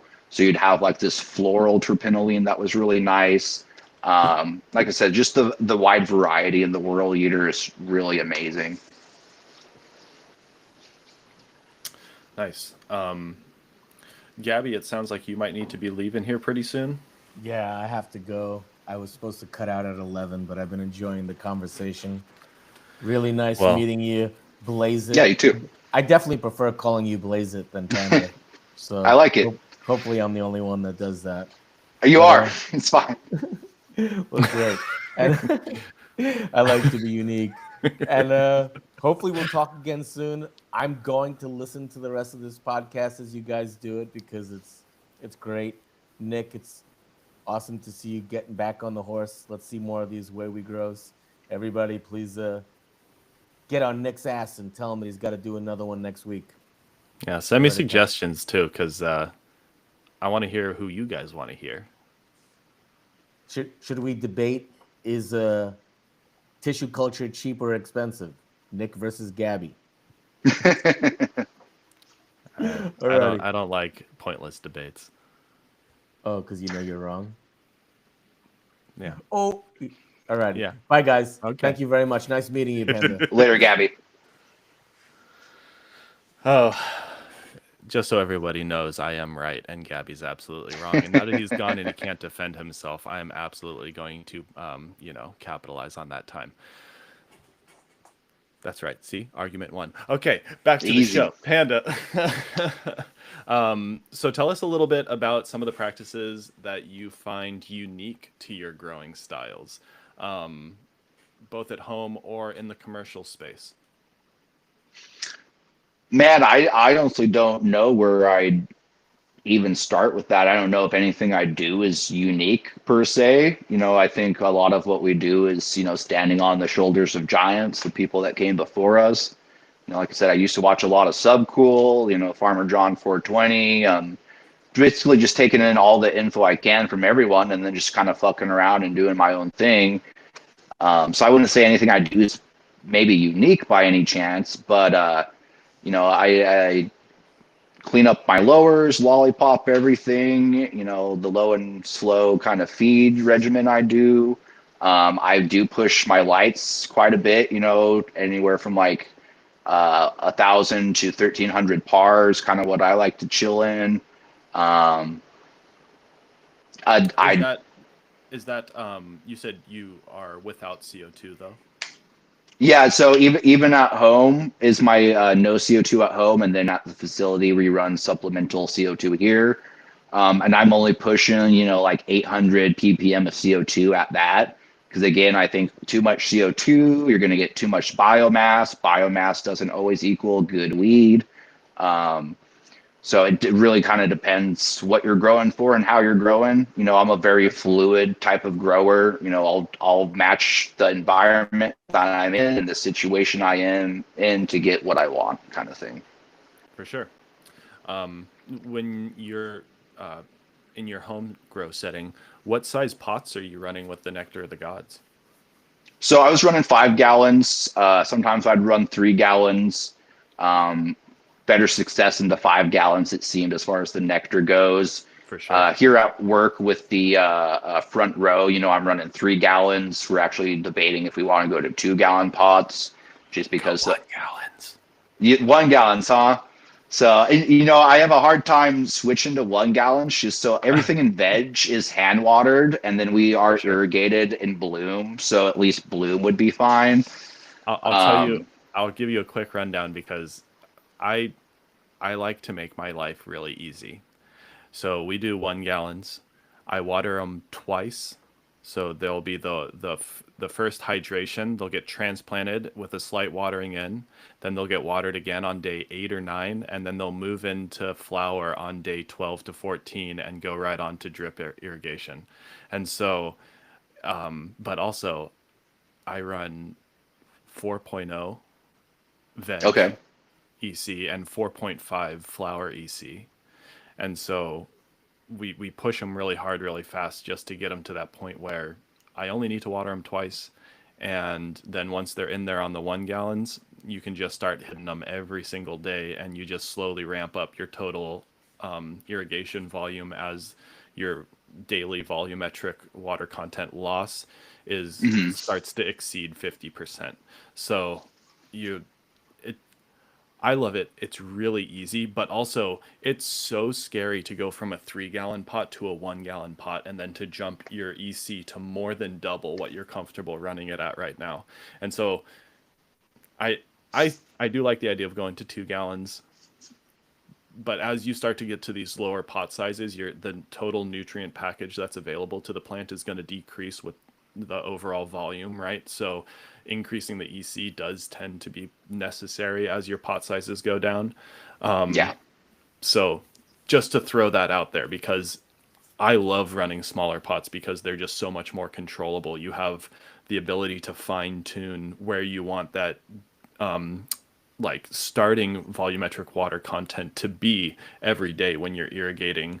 Whereas sometimes when I've ran threes before and I get to the point where I can't water them every day because I'm just like maintaining too high of a saturation early on in flower.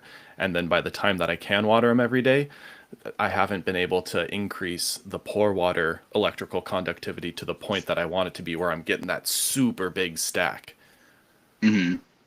So, and that, from the sounds of it, we're kind of on the opposite spectrum, where I'm going the low and slow, but that low and slow constant feed is getting my stack in the 3 gallon pot. So if you were to test my EC, it'd probably be around like 2.5, 2.8 or something. But I have found when we started, we were in 5 gallons and I was pushing lower EC. Then we switched to 3 and I had to raise my EC to keep up with everything. So it's really, the big push for us to go to 2 gallons is to overhead and shipping. Just getting peat moss up here is fucking expensive. We run everything in peat. That's right. The You do reason, peat. yeah, Okay. and the reason behind that is because getting rid of our spent peat is a lot easier than getting rid of like spent cocoa or Grodin or anything like that. So What's the difference between the peat and cocoa for you in terms of getting rid of it? it's just the availability that people want to pick it up in. So like we offer to the community all of our spent peat moss for free. It's just, hey, you come pick it up. A lot of people will use it for fill or put it back into their gardens and whatnot. We've just had people more willing to come pick up peat than cocoa is all. Fair enough. Fair enough. Yeah, Yeah.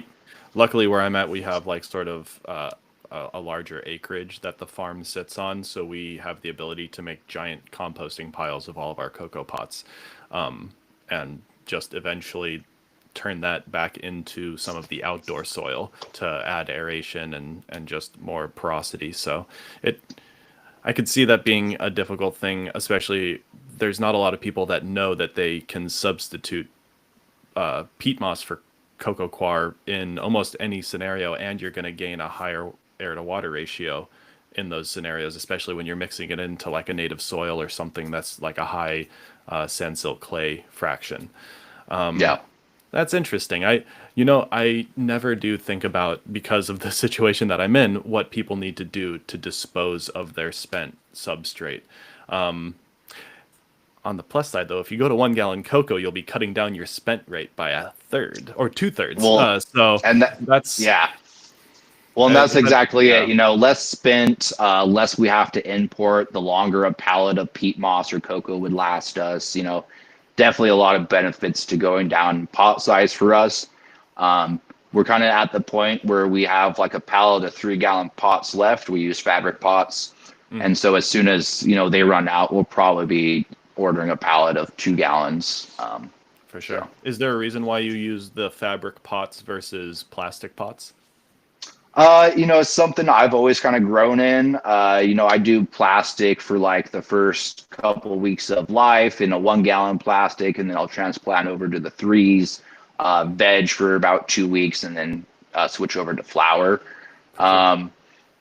I think it has better dry down periods in the air pots, of course, or in the fabric pots. So like in bloom right now, it's usually water, dry down day, water, dry down day is kind of how we function. Hmm. At home, it's water, wait 3 days, then water again because I'm using the 5 gallons. A little bit different environment, of course, being at home and not having, 5 big Quest dehumidifiers running all the time either. So. For sure. How do you feel as though the humidity management is with the facility? Because for me, that was one of the biggest things that I found to be beneficial was swapping over to plastic pots from fabric pots and increasing my controllability of the environments, especially at lights off, just by reducing the overall evaporation from the sides of the pots and all of that humidity that would be contributed by it? So, people do give us kind of a lot of shit because when you walk into the bloom room and you see how much dehumidification we're running, they're kind of like, what the fuck? And there's kind of two sides to that. Is one, it is, there's a lot of water that goes through the system, and having the air pots, the respiration through the soil and all that is a little more than the plastic pots. But two, we live in a temperate rainforest. So just the humidity outside is pretty high all the time. Yeah. That's another kind of factor we have to deal with, and why we do have so much dehumidification is just the constant wetness of just where we live. So For sure. I'm in Pacific Northwest, so we're You- also you in know, like a yeah. temperate rainforest as well. Yeah. And this time of year, it's crazy because we'll either have no rainstorms for a week or so, and our relative humidity will drop to like 40% outside, and then we'll get one rainstorm that comes through. The temperature will rise 10 degrees or something from the cloud coverage, and we'll shoot straight up to 95% relative humidity. Oh And yeah. so I just was like, anything I can do to mitigate excess humidity production development within the space was crucial for us. You said you're a 20 by 30 room, so I'm assuming you're running somewhere between like 12 and 16 lights in there. We actually run 32. Oh, oh, Yeah, so we're stacked LED wall to oh, wall. are you two tier? Oh no, sorry. When I say stacked, I just Oh, mean got it. close together. No, we're Got it. probably 20-foot ceiling height. I'd have to verify, but yeah, no, we're single tier. I let my plants get pretty big, stuff like that. I'm growing anywhere from 4-foot to 6-foot plants in full hour. So What's your planting density on a 4x4 or 5x5 bench? so in a 4x4, I'm probably doing probably about 10 plants in a 4x4. I'd have to measure our exact rows, but so how we have it set up is I have 4 rows in bloom. Each row has 4 quadrants, and each quadrant runs 18 plants. So I have a Okay. total of 288 plants in bloom at all times. And each And I quadrant is run 2 lights. each quadrant. Yeah, it's about 2 lights, maybe 2.5, the way Okay, it's so it's set like up. nine plants a light on a 3x3 sort of. Yes, sounds about right. Yeah. Yeah. Okay. So, and then we run perpetual too. So, each row is just at its own different stage of flower. Oh. Okay. Yeah. And so I'll stagger everything, row 1 is probably staggered 2 weeks from row 2, and then so on and so forth. Got it. So you're pulling like 8 lights of flower every 2 weeks or so. Hmm. Yep. Yeah. Okay. Yep. Cool. I mean, that's very similar to what we do. We just have it spread out into 4 different rooms, and each room is like a 12 lighter. So that's, I mean, it's a super manageable amount of plants and workability in terms of making sure that your drying space is free enough and you got things Hmm. bucked out of there in time for the next harvest. And yeah, I've always wondered, because I've worked in a greenhouse before where we did perpetual. We had 4 rows, 2 to 2.5 week cycles between each row. But the biggest thing in the greenhouse was making sure that our IPM practices were on point to make sure that, here in Oregon, I don't know what you sort of deal with up in Alaska, because I know that the populations of different pests kind of vary area to area, but we get spider mites really bad sometimes, we get russet mites really bad sometimes, thrips are kind of a constant presence, and so trying to mitigate for all of those, we would spray, but I immediately was like, hey, we can't be spraying row 1 during week 1 and 2 of flower when we have row 4 finishing. That Yep. there's obvious overspray. There's fans that we can't even turn off. So I'm curious, what are your thoughts about that? So I 100% agree with you. It's hard to manage that when you move a brand new fresh row in there and you already have, plants that are in for 6 weeks of flower. You're not going to be spraying. So we have a double weekly IPM thing. So I spray every Thursday and every Tuesday. I rotate products. I use an oil-based product, and then I'll use a citric acid enzyme-based product. And then Am I correct in thinking that that would be like Suff oil or Monterey horticultural oil and Dr. Zymes? Dr. Zymes, and then we actually use it was Mammoth Control. They recently got bought out. It's now Yeti Control. Same product, same everything, just rebrand, new owner. But yeah, we use that and then switch with the Dr. Zymes. I was using some chrysanthemum oils for a little bit, but that kind of got hard to pick up. Yeah, pyrethrins and stuff like that. But we moved off of that. And then I've looked at Suff Oil X. I'd like to try it eventually. Just haven't got there. Suff oil.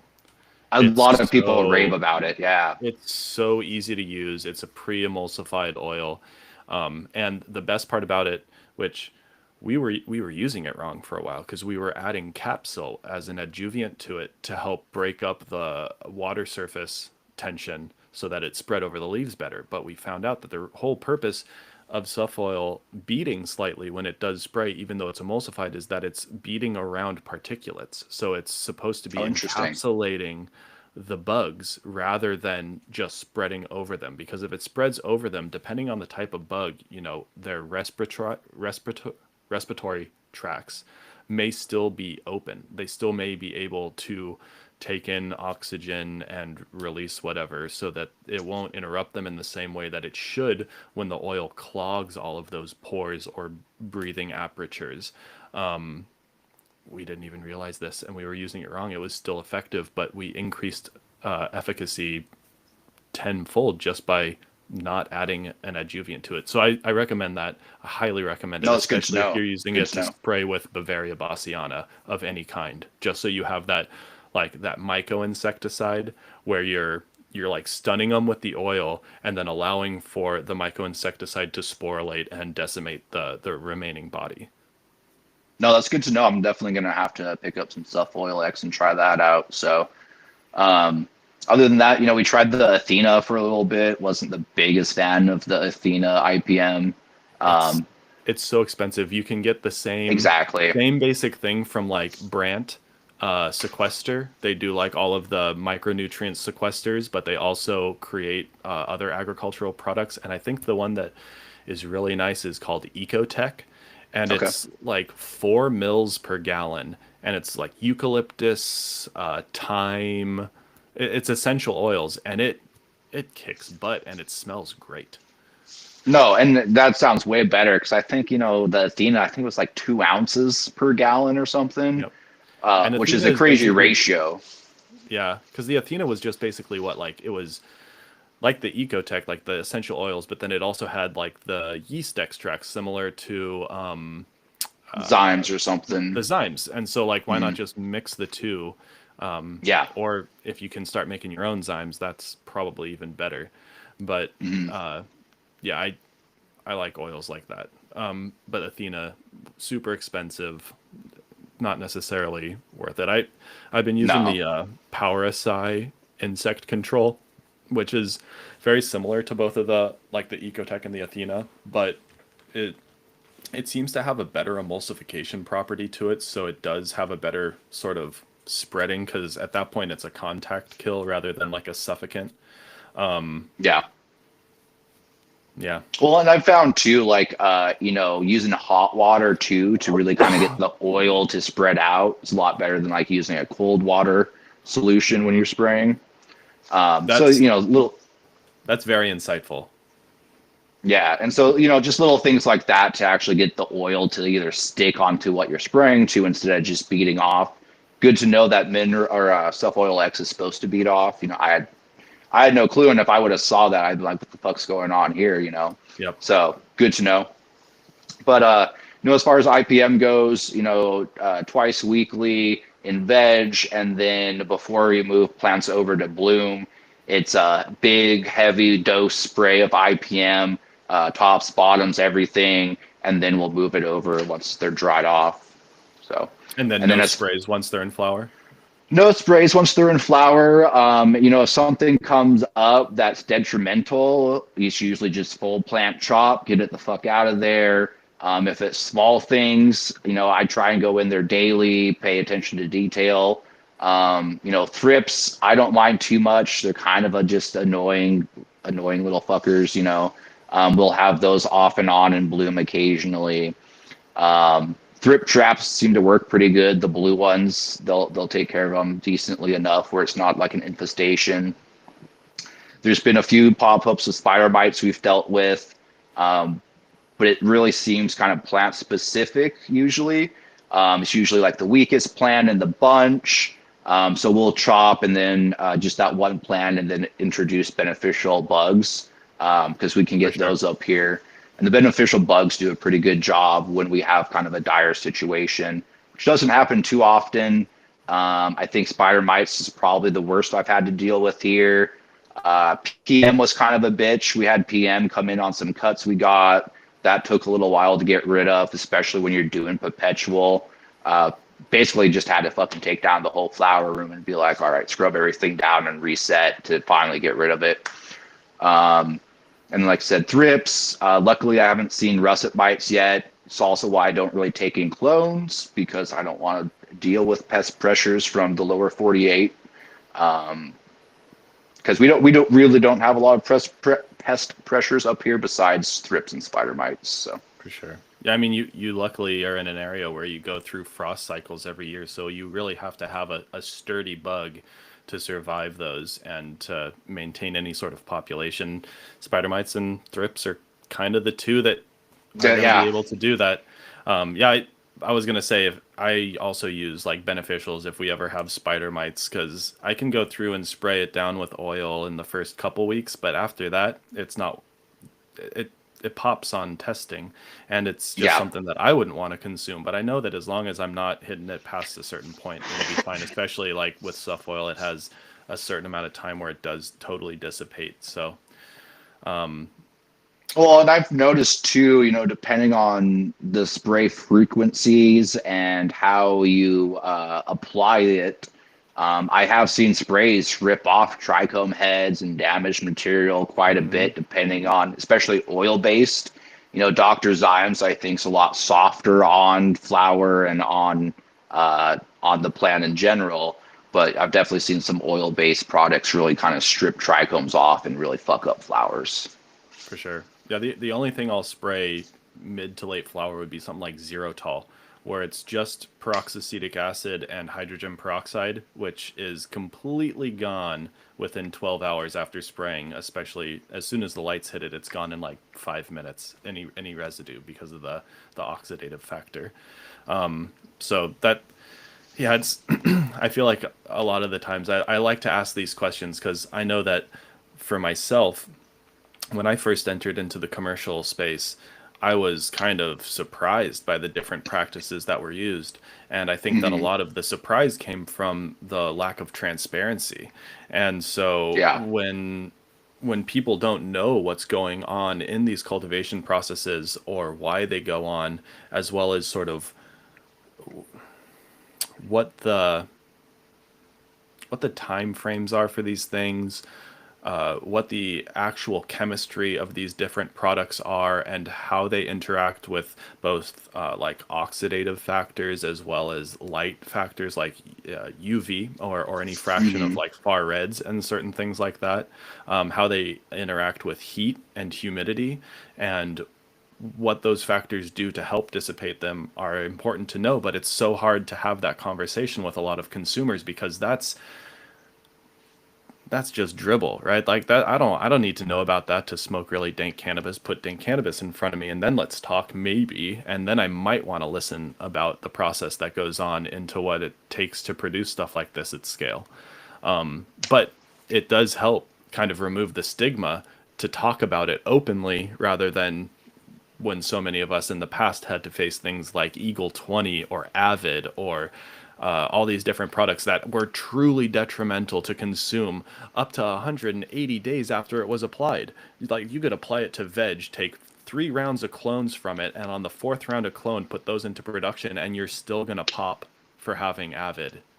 Yep. in the test product, and that's because it's highly carcinogenic and it's just there. You're then smoking it. But oils, we're smoking oils in cannabis. For anybody that didn't know, that's what uh, THC is. Terpenes and flavonoids and all that stuff. Yeah. It's all oils. It's all lipid based. So, But I yeah, mean, somebody mentioned if spinosad.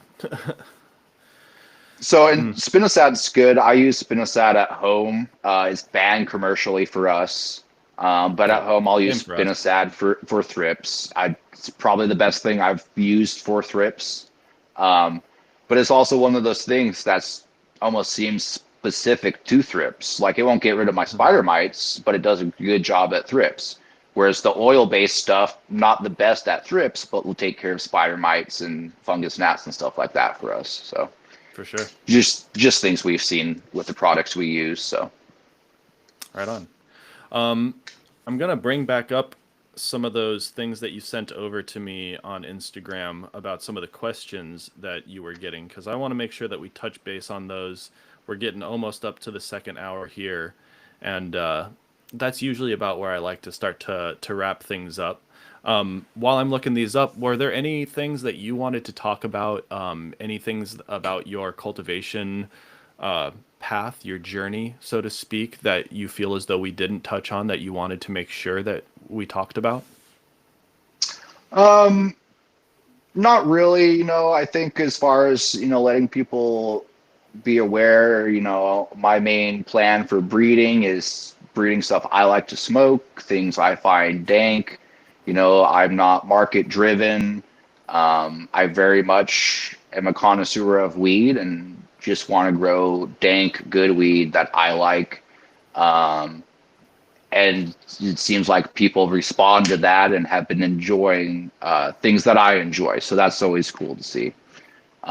For sure. Moving forward, a lot of my work will be with the burnt offering, and trying to really capture what I find special in burnt offering in kind of a more modern frame and form. The burnt offering itself is heavily sativa, very floppy, thin stalked, one of those kind of viney plants. Can kind of be a bitch to grow sometimes. So, kind of why I did the World Eater was to really kind of beef up the structure, give it a little bit more modernality as far as the bud structure and whatnot. And I'll be doing a lot of back crosses and self S1s of my World Eaters and Burn Offering, and really just trying to hone in on that unique profile that it brings. Cool. Do you, one of the questions we did get was, do you plan on doing any sort of collabs in the future with other breeders? Have you been approached about that before? Um, Anything along those lines?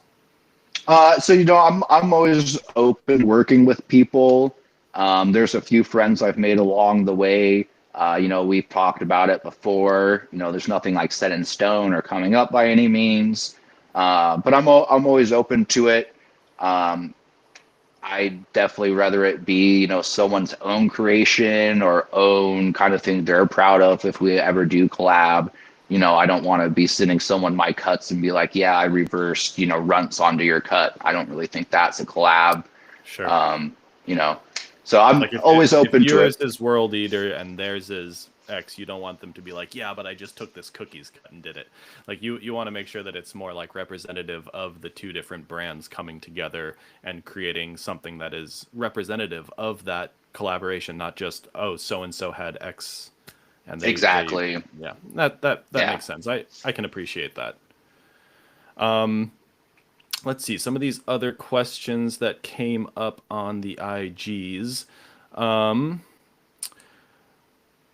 what I don't know if this is exactly what this person was asking, but they asked about like seasonal trends in Alaska, and so I'm curious, what do you see in terms of like market trends with types of flower? Because it sounds like people will smoke whatever is available, but it also sounded like you guys have had access to really good weed for a while, so there's like kind of an expectation level perhaps within the consumer base. So maybe, yeah, do you have any sort of like market trends or anything that you've been noticing going on in Alaska? So it's of course the first trend is high THC numbers. Everyone follows that. Unfortunately, one of the most asked questions when they come into the shop, hey, what's the highest percent? But besides that, flavorful weed and good looking weed is really kind of what takes over for us. We have, I think this is also on the questions, but we grow Schniz from Pico brand, and it's a really, really nice strain, but it hits that lemony, gassy profile that people Mm, just eat up, right? And so sure. I've definitely found a lot of people lean towards more of the citruses, the more kind of sweeter kind of aromas as far as like when it comes to smoking stuff. There's a few people that like the Kims and the sours. We grow Kim D and sour, um, but it's kind of a niche group here in Alaska rather than everyone flocking towards that compared to like Sure. the sniz or something more gassy and fruity type of stuff. So as far as like What about seasonal, what I about was like just gonna say, purples or stuff? uh, purples always sell for us. I don't even like kind of categorizing stuff as purples anymore, just because everything's fucking purple these days. It seems. Fair. Um, you know, even like my burnt offering that theoretically doesn't have any gelato or cookies in it, it still comes out with slight hues of purple. And even under LEDs, I've had sour. The bud itself doesn't fade purple, but I've had purple colors express out of sour as it's finishing, um, and that's either with LEDs or my nutrient regimen. But I get a lot of colors out of normal stuff to begin with. Even like Motor Breath 15, it's naturally green all the time. I've pulled out some autumn colors of like burgundy and kind of magenta out of it as it gets close to finishing. Now, again, that's more the leaf sets than the actual bud morphology, um, but that kind of ties into if there's purple to be expressed in the plant, it usually does come out under my environment. So, Fair. Yeah, no, I feel like most people can push towards some level of like senescent coloration within their plants, whether it be like anthocyanins or the carotenoids or just different things that are going to push those purples and reds, especially when they're controlling their temperatures and humidity and pushing specific nutrient regimens like you talked about. I know we talked earlier about pushing nitrogen down early to help make sure that that senescence occurs in the time frame that you're looking to have it occur in.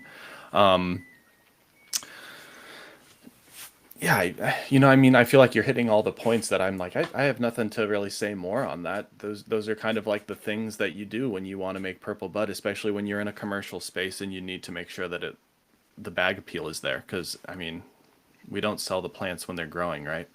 yeah. So let's see. I I don't know if there. One of the questions that you sent me that was really funny, because you already touched on it earlier, is like when people are saying, "Hey, what are the secrets to your growing? Can you tell me the secrets without telling me all your secrets?" And I think it's so interesting that people are still phrasing their questioning that way, where give me as much as you can. I understand that you can't give me everything, and in most cases growers are like, "No, I'll give you everything." For some things it might be behind a slight paywall where they're like, "Listen, I put in the effort to get this information and you can have it for a couple bucks, but other than that, like, I'm an open book, and you can ask me questions and I'm just going to Yep. answer them." So what were, how should I phrase this? Because at one point your recipe was your secret sauce, right? Or how you did things was the secret that you couldn't necessarily give away because you would be reducing your potential for profitability. And we live in this meritocratic, capitalistic society where you absolutely need to maintain some level of propriety in terms of how you're bringing yourself as value to, you and me. We're both in a position where we work for someone. We earn our paychecks Mhm. through making sure that we can accomplish the goals set forth by the company. So what were some of those things maybe that you look back on that you say, man, I really wish that people would have shared this information, because It's so simple. It's XYZ. Like, what are those XYZs that are so simple now that you look back on perhaps and you go, man, people were just really bugging about sharing this information? I thinking back Because on that's it, your secret sauce in my mind. This is my long walk for a short drink of what's your secret sauce. I think a lot of it is really just paying attention to your plant and learning what the plant's telling you. It might sound kind of out there, it might sound kind of cliche, but I think if you've been around enough plants and you actually pay attention to how they react after you feed them, after you let them dry down, after you push them with light, not enough light, like I said, my motto is fuck around and find out. And so a lot of how I've got to where I am, my secret sauce is experience, right? It's just getting in there, doing it over and over and over again, and figuring out what works for me. Not, and again, paying attention to detail. If you see a dot on your plant, is that a calcium deficiency? Is that phosphorus coming up? Is that, too much nitrogen? And just being able to catch it before it becomes an issue is really what's going to save your ass. It's really easy to overfeed a plant. It's also really easy to underfeed a plant. And knowing, which side you are on, because sometimes you overfeed and it looks like it's underfed, right? Just either by lockout or some weird nutrient thing. Um, and so my secret sauce is just paying attention to the plant, I'd say. For sure. I think you hit the nail on the head. If you're paying attention to what you're doing in the grow, all you can do is improve every time, right? You're looking, taking in inputs, you're synthesizing new data, right? The data points being what you've Hmm. observed, how you're then going to react to it in the future, and you adjust your plan accordingly. And so if you aren't improving your growing over time, then you're not necessarily doing the things that you should be doing. I get it as a hobby, right? If you're just like, I'm just going to throw shit at the wall and see what sticks. And if it sticks, I'm just going to keep doing that. But that's also how you end up with a 30 bottle nutrient regimen and a, 50 step different types of touches to get your plant to the end step. You got to turn it to the left today and then tuck it under this today and then make sure you clip this at this angle. A lot of that is helpful in some way, but sometimes you can get lost in the sauce, right? Like if there Yeah, is a secret sauce, absolutely. sometimes you can get lost in trying to make it this perfectly formulated approach where a lot of it is just, hey, take the experience for what it is, learn from your mistakes, and don't do it again. Hmm. Well, and I'm teaching a friend right now. He's his craft is plumbing, and he's really good at it. But he'd like to learn how to grow. So he kind of set up a 10 and got things going, and he bought the whole advanced nutrient line.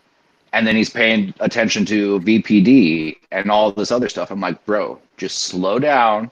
Don't even worry about VPD right now. Like, grow some good bud under a set condition and then worry about that if you really want to. For sure.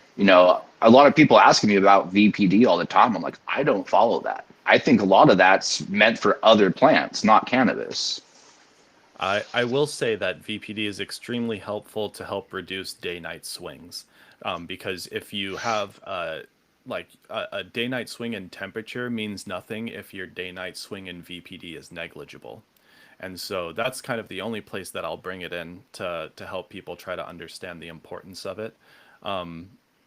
But I also agree that when you're trying to grow a plant early on, don't try to look at all these different things. Just try to grow a plant. What I will suggest for people is find a cheap hydrometer or something that Hmm. has a Bluetooth or a Wi-Fi link where you can gather your entire run's data so you can see where your high points of relative humidity were, where your low points were. You can then go back and if you're taking notes like, hey, I spotted some powdery mildew on this day, and then you go back and you look at all the data that was collected and you correlate the day that you noticed the powdery mildew and then look a week beforehand and you say, hey, look at that.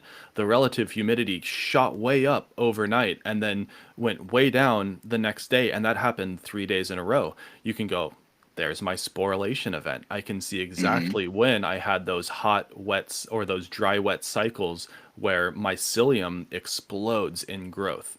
And so using that to help go back and figure out what might have happened is important. And then as you get better and as you start to learn the nuances of the grow and read the plants, as you said, you can start to see, oh shoot, I'm starting to see something go wrong. You can go into your data and you can say, what's not within the parameters that I know it should be, and you can start to say, oh shit, maybe my dehumidifier went down, or maybe Yep. my light cycle is off, or maybe the AC in my house is kicking on and causing my VPD to tank because I'm maintaining 60% relative humidity, right? But all of a sudden the temperature dropped 10 degrees and so your VPD just shoots way down. I like to use those to correlate to events within the grow. Hmm. And then, because I do need to set parameters for equipment, right? And you need to know your delta where, like, let's say you're setting your DHU at 55, you need to know that your delta in either direction is going to be 5. So you're going to be able to shoot up to 60 and drop down to 50. So if you have a Yep. 10% total differential, then you need to say, okay, how can I match my temperatures to make sure that I'm not having, going to 1.3 kPa VPD during this hour and then all the way down to zero point 0.7 in the next hour, because those are the events where you're going to start to run into like stomatal aperture restriction. You're going to run Hmm. into mold sporulation events. You're going to run into potential dew points, which can just cause increased humidity then when the lights come on because you have all this evaporation that's occurring. You're dropping leaf temperatures, so you're having more stomatal problems. It cascades the events. Yeah. So as you can see, you can start at one point. Sorry, everybody, I just go off on a tangent. Start at one point and then slowly build your repertoire of information so that you can start to use that information to benefit how you're looking at the grow and approaching the different aspects of environmental management, substrate management, all that different stuff. Well, and that's a good tangent to go down. One of the first things I do when I enter my grow room is look at temperature, humidity, and make sure my lights are running and my dehumidifiers are running. It's making sure you have your stable environment. Um, consistency is kind of what sets us apart from a lot of people, it seems like, having consistently dank weed. Um, but even in that consistency, if you're paying attention, you can see the difference between each run, each fucking flower run you have of the same strain. Oh, this time it came out it yielded a little more. Oh, this time it's a little more resinous. Oh, it's the same as last time now.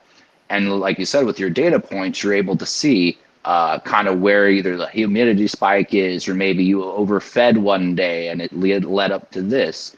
And it's having those data points to pay attention to dial in your environment, and the way that you look at your plants really does help. So, Yeah, absolutely. I agree. and even like CO2, uh, in our environment without running CO2, our humidity is like 65. It's crazy, right? And we can't get it down without putting more dehumidification in there. So we make sure to constantly run CO2 because it balances out the stomatas and how the respiratory system works, where it's a more manageable humidity level in there. Absolutely. No, that's very good points. Those are like some of the key points that I know are touched on in like books like Plant Empowerment and stuff like that, where you're trying to match all the different environmental factors to create this synergistic effect, rather than focusing on one specific aspect of the grow, because then you can start to run into problems where, as stated in like Liebig's law of the minimum, you're going to start to Hmm. lower one of those staves down. You're going to start to lower your overall yield potential by focusing on, let's say, these ones. You're trying to, you're building up your ramparts along these edges, but then you're missing something, and so you're still like, yeah, run 1200 ppm CO2, but when you're running, 400 ppfd, you're kind of Yeah. What are shooting you yourself in the doing? foot. You're Yeah. you're running all this CO2 and the plants can't even take it in, and you're having then all these cascading events Yep. that cause a diminished return. So it is important to pay attention to it all, but you know, not to get lost in the sauce, for those new growers, it is so important to just try to grow the plant. And if you're having a problem, asking questions of people that you trust. I should say, caveat that with people that you know have grown and can give you actionable information. Don't just have them say, "Oh, your VPD is too high, bro." Right.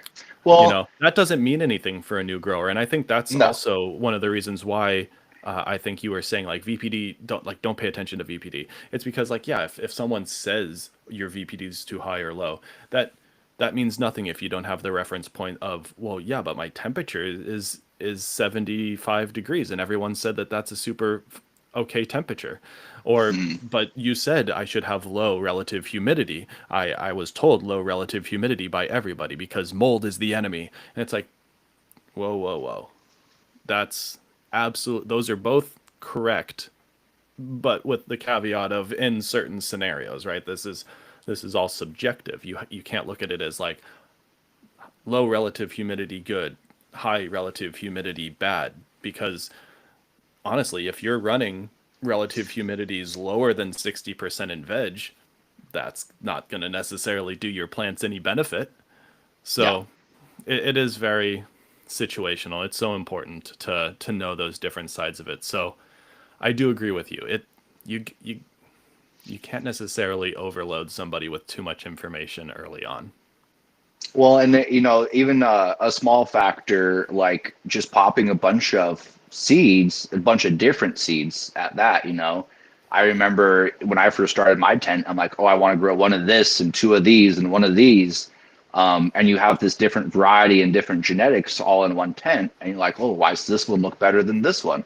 Well, every plant's different, needs a different regimen or different light source, and especially running a perpetual grow like we do, loading up each row with similar growing plants is a big head, or I don't know what I'm looking for. It's a relief growing similar plants that take the same feed and same light source rather than, I'm growing a sativa, 12 weeker right next to a Bubba. It's not feasible, right? You're not going to have both plants come out super dank. You have to either grow for the sativa or grow for the Bubba, right? For sure. And same with the home growers. If you're popping a bunch of different seeds, try and have somewhat similar genetics, somewhat similar feeds and light ratios so you can have a consistent batch come out. Don't be growing a fucking 14 weeker next to your 8 weeker and treating them the same, because it's just not going to work. For sure. It's also one of the reasons why when people are pheno hunting, I always suggest that they grow out a seed plant until it's mature and showing sexuality.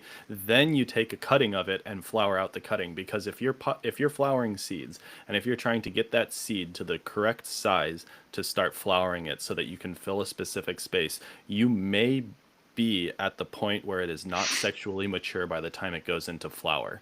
And if that's the case, the entire flowering cycle is going to be pushed out by like 2+ weeks. So you then don't have an accurate representation of what the flowering time of that cultivar is going to be if you then start to use it as a cutting.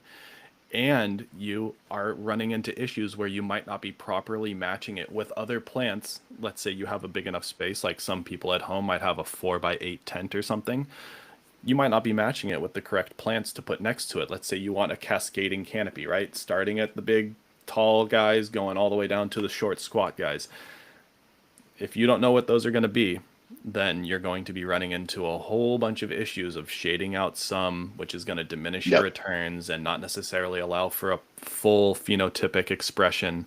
So I think we're speaking the same language on that. That it's very important to know all those different factors and to really plan for it. And it sounds like you plan just to the nth degree to make sure that you are hitting all the notes right in the cultivation facility, as well as when you're doing your pheno hunts at home and your selections and breeding.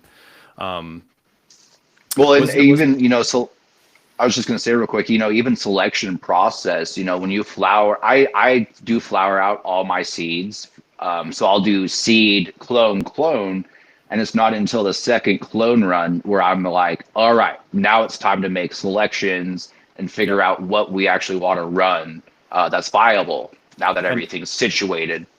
And is that second clone cloned off of a clone and not the seed plant? Correct. So, Yep. like seed plant, Everybody clone, listen. well, that, Everybody listen. well, so you take the seed plant, you clone it. Well, that clone from the seed plant is growing. We'll flip all the seed plants, right? And then so we'll kind of get an idea of flavors and resin content from the seed plant.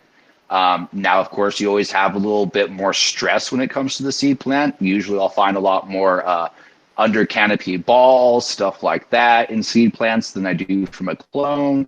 And that's just, the clone slowly getting acclimated to our environment. So, after the first clone is big enough to be mommed, it gets cloned, and then we'll start the final selection process from that cloning run. That's the way that if you want to be able to get that early expression from the seed plant, I say that that's the way to go. I never flower a seed plant. I just never do. It's never been something that I've found worth it for the time, overhead, or effort. But I also have to be able to fill rooms with 108 of a single cultivar, and so I can't really fuck around and find out Yeah. until I have it in a full clone form. So I will clone off of the seed plant. That'll be my mother plant that I then clone off of for my first test run. And the reason being is that even if you're cloning off, like there's a lot of people will say, oh, there's genetic drift, so you want to keep the same plant around as long as possible. That's not true. Genetic drift happens within a population of plants and not within a single plant. So genetic drift is what would happen to, let's say you take your world eater and you you take an open pollination of 100 seeds, and then you do it again with another 100 seeds off of those, and then you do that 5 more times, and then 6, 7 generations down the line, you start to see a different expression start to show up as a percentage of the population. That is genetic drift. What we experience within cannabis plants, where you're seeing a specific cultivar express a different phenotypic expression after subsequent clonings over and over and over again, is called somoclonal variation. And that's due to genetic factors of, you can have like pathogen buildup. Pathogens will contribute part of their DNA to a plant's DNA, as well as subtract parts of DNA from the plant DNA. So it will change over time. And here's the funny thing: when you keep a single plant around for as long as you can, you allow for more opportunity of those different genetic changing factors to build up over time, causing greater somoclonal variation down the line in the future. So to actually keep the healthiest plant around, you want to reclone it and then keep the healthiest version of those clones around, and do that as often as possible. So I won't keep a mother plant around for more than 3 months. Okay. That's where I end it. And I'm not necessarily saying this for your benefit, Panda, but for the viewers as well, because I know that so many people are still stuck in this idea of you got to keep your plant around for as long as possible, especially the seed plant, because they think, oh, the taproot is for some reason maintaining the genetic stability of the plant. That's not true. That's not how genetics work. That's not how pathogen buildup works. Like when you're testing for something like hops latent viroid, which is you'll have a viral pressure, which is actually like there's things within the viral structure of a viroid that builds up in the plant over time, and you can actually like separate that out as a fraction of the tissue that's being tested. So if you have like 55 parts per million, that's going to be low. If you have 200 parts per million, that's going to be the point where it's going to start to express those genetic changes due to the viroid. So very important to know. Go back, anybody that's listening, we did an episode with Toomey Genomics. They talk a little bit about this as well. And I know I've touched on this before, but I think it's very important for people to know, because some people will say they have to keep their plants around. And that's like one of the worst things you can do if you want to maintain a specific genetic. It's also why tissue culture is so important, and getting something into a sterile condition where there are no potentials for pathogens to enter into and proliferate within the plant tissue. You can keep things around for much longer and have every time you pull it out of tissue culture and flower it out, it is going to be the same representative flower of when that plant went into tissue culture. No, and that's all good info too. And I think a lot of people, they do see fucked up plants or, grow genetics that they've had for 15 years, and after the first 10 years it changes and like, oh, what happened?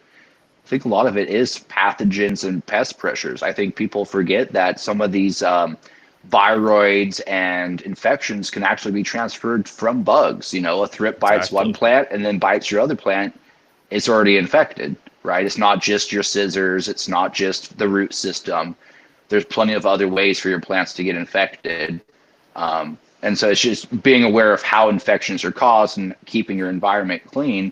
I recently got a shirt from the jug dealers, and it says plant janitor on it, right? And it's like, Yep. that's 80% of growing is being a janitor and keeping stuff clean, keeping debris off the floor, making sure pests can't build up anywhere.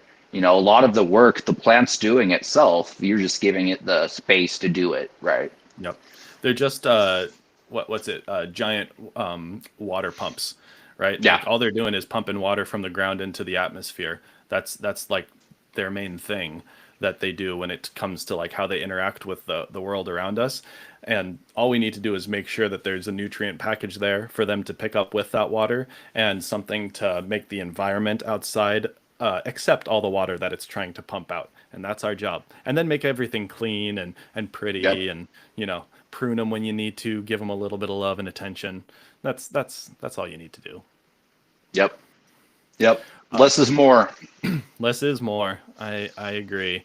Well, I think this is a great place to start to wrap it up. Were there any other things that you wanted to talk about in terms of your own cultivation, your own like about Blaze It Panda? Anything else that we missed? Not really. I think we covered a lot of it pretty good. I'm just relatively young guy in the space doing my thing. I don't know how old you are, but I'm 31. I really got into growing when I was 24-ish. So, just doing what I love and hope to keep doing it as long as I can. And, making things that I like to smoke. And, hopefully the market will kind of shift soon more towards just having dank weed again and flavorful weed again rather than numbers. And that's kind of my philosophy. For sure. Yeah, no, I'm 34, so I'm right there with you. I haven't necessarily been doing this as long as people like Gabby or some of the other people that we've had on the show. But I take a lot of pride in the work that I do, and I dedicate myself kind of wholly to the things that I take on. So Yep. I can see that in you as well, and strives in excellency is sort of where the cannabis market needs to be, especially when you want to bring back the ability to sell weed for how quality it is rather than for how many frosty packs can your wholesaler offload in the next 10 days before they bring in this.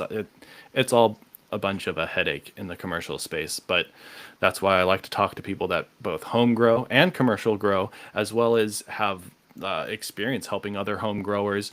As a breeder, you probably get questions all the time about how someone can do what you do. And Hmm. so it's really important to have these conversations so that people know, like, listen, we're all out here just trying to grow good weed for the most part. So start reaching out to those people that can help improve your own home quality. A lot of us are pretty accessible. Great. Well, I'm going to do a couple of wrap up questions because as a cannabis show, I have to ask the atypical cannabis questions. So, who is your favorite breeder of all time? Oh, that's an easy one. CSI Humboldt. Caleb is the Ah, man. I will absolutely love him. I I like that answer. I usually use that as the answer to the third question, but we'll get there. Or actually, yeah, no. Second question. Second question. Because you're a breeder, I have to pose it this way. If you had to choose one breeder to restart your entire breeding process from, You know, like you had no access to cuttings, you had no access to seeds from anybody other than this one breeder, who would it be? It'd probably be CSI Humboldt again. Yeah. His I mean, selection and stock. the S1s alone are enough to like restart any type of breeding process, I feel Yeah, like. if I was, I guess it wouldn't really be restarting, but if I was feeling wild, I'd probably go with some Bodie stuff. But that's going to take a lot more work comparatively to CSI stuff. Fair enough. Fair enough. Like, or even like a land race bureau or something like that, where like, Yeah, yeah, you can, like, if I have 50 years to dedicate to breeding and I don't have to pay any bills, then I will start there right. because then I can be like, oh yeah, I'm gonna start pulling out, you know, this land race from this area of the world and start crossing it to like every other part of the world, just as far apart as possible, as far genetically removed as possible, and then go from there and do my IBLs from there, and then start to like BX them to the specific phenotypes within that process that start to stand out. That's Yeah. that would be my process, but that's Like I also, love yeah. what the Indian Land Race Exchange is doing, right? Like they're doing Hmm. awesome work. But being in Alaska and being an indoor grower, I can't grow half of their varieties because I don't have the space or the outdoor type environment that those plants really want. So, yeah, CSI Humboldt for what the world market is today would definitely be my answer. Smart man. I appreciate that answer. All right, and then the last question to wrap up the show is: what is your most memorable cannabis-related experience? It can be both with growing or smoking, but just anything cannabis. If you had to go back and you say, "Oh man, that one experience was so formidable," tell us the story. Um, there was this one time my brother had come back from Mindo or Humboldt, somewhere down in there. He went down there to fuck around and trim or something, but he ended up bringing back some Hindu Kush. And, I was still relatively young, didn't really know what Hindu Kush was at the time, but I remember looking at it, man, and it was as wide as a snowball, had that kind of earthy kind of scent to it. But I just remember smoking it and getting so high and that lung expansion on it, right? Like you don't see a lot of stuff these days that have that lung expansion where you just hit it and it's just like, poof. But it was amazing, and it definitely one of those memories that sticks with me. It's like that was some good stuff, and really kind of shaped how I look at weed. So Nice. Yeah, I mean, good weed. Like when first experienced is just something definitely world altering. Like I remember being at a bluegrass festival when I was like 16 or something, and my buddy, my buddy, his stepdad was like the main stagehand for the bluegrass festival, and he got this Afghan, it's Afghui. He got this mhm. just a bunch of Afghui that he was given to all the artists, and my cousin got like a couple zips from him, and we were out in the fucking forest smoking these giant gorilla finger joints of Afghui, and I just remember us being out in the forest just yelling at nature. It was the weirdest experience, like probably the most psychedelic experience I remember with cannabis, because we were, I don't even know why we were yelling. I think we were just laughing and yelling and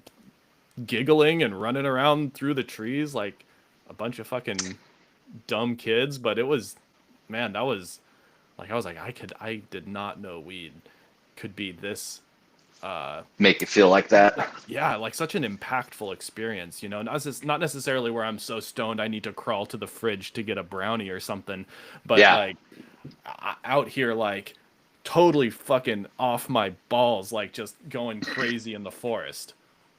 So just real quick, it kind of reminds me of a short little story. It's me and my friend. We were probably like 16, 17. And his dad was Filipino, but he got a lot of import from the Philippines. Whether it was from the Philippines or Mexi swag, I don't know, but it was definitely some brick weed. But I remember smoking some of this, and not like too impressed by how it looked or smelled. but god damn, did it give us the giggles. We'd just sit there and look at each other and just start cracking up laughing. It's like, what's wrong with us? Nothing, we're just high. Yeah, don't even know And what you're laughing at either. no, exactly. And I don't feel like you see a lot of that weed. And then maybe, it's just us growing up and smoking so much weed that it just doesn't hit us that way anymore. I don't know. But, that's one of those experiences where it's like, oh, yeah, weed was pretty awesome. So, For sure. I think one thing for me is I just can't sit there and smoke giant fucking joints all the time anymore. Like, I used to be able to dome, between like 3-4 people. We'd sit there and smoke 6 or 7 of those things. I can barely get through one now, and that's like with one other person too. And I'm like, oh, I can't even do it. I only vape nowadays because I'm just like, gotcha. too many years of cigarettes and other bullshit. So, No, I'm but definitely tried and true flower guy. I'll smoke flower until I die. Hash is the second. sorry, when I say vape, it's all flower. I use a volcano. Oh, okay. So it's Okay. all flower Okay. still. I, Good I only deal. like Good flower. deal. I do produce a lot of hash for work, but I only smoke that if it's handed to me for free. Good man. Good man. No, with the culture and the way it's shifting, you hear vape and it's always fucking vape pens or, Nah, stuff like that. And it's just, it's not for me. good old volcano, man. It's the only medicinally approved smoking implement for cannabis. Yeah. Volcanoes rock. Definitely. So, Yeah. Well, damn, Panda, this has been a good episode. I think we had like some 130, 140 people in viewing us live at one point. We're down to 81 now. So everyone that's stuck with us, thank you so much for being here. Hopefully we'll be doing more of these episodes in the near future. I'm going to try and at least do one a month, but we'll see. Please send out any suggestions for other guests that you would like. And again, maybe I'll do one more shameless plug. Feel free to go over to my Patreon, Mr. Wolf Grows. I do have some articles on there. I'm adding more, and I'm also taking requests for what people want to learn. I do like sharing information, but I also got to pay bills, and taking that time away from other things is worth some money to me. Panda, do you want to give us some plugs and any shout outs? you can find me at blaze_it_panda on IG, www.cloudcapseeds.com. Cloudcap Seeds is kind of my breeding brand. Don't really have any vendors for my seeds right now. If you're looking for something, just DM me, send me an email. We'll get you sorted out. Other than that, just keep doing my thing, and thanks for having me. Yeah, thank you so much for joining me, Panda. And everybody, yeah, go follow Panda over on Instagram. And if you can't find him, reach out to me on Instagram, reach out on the YouTubes here. Whatever you got to do, we'll get you connected. But growers love y'all. Thank you so much for joining us, and we'll talk soon.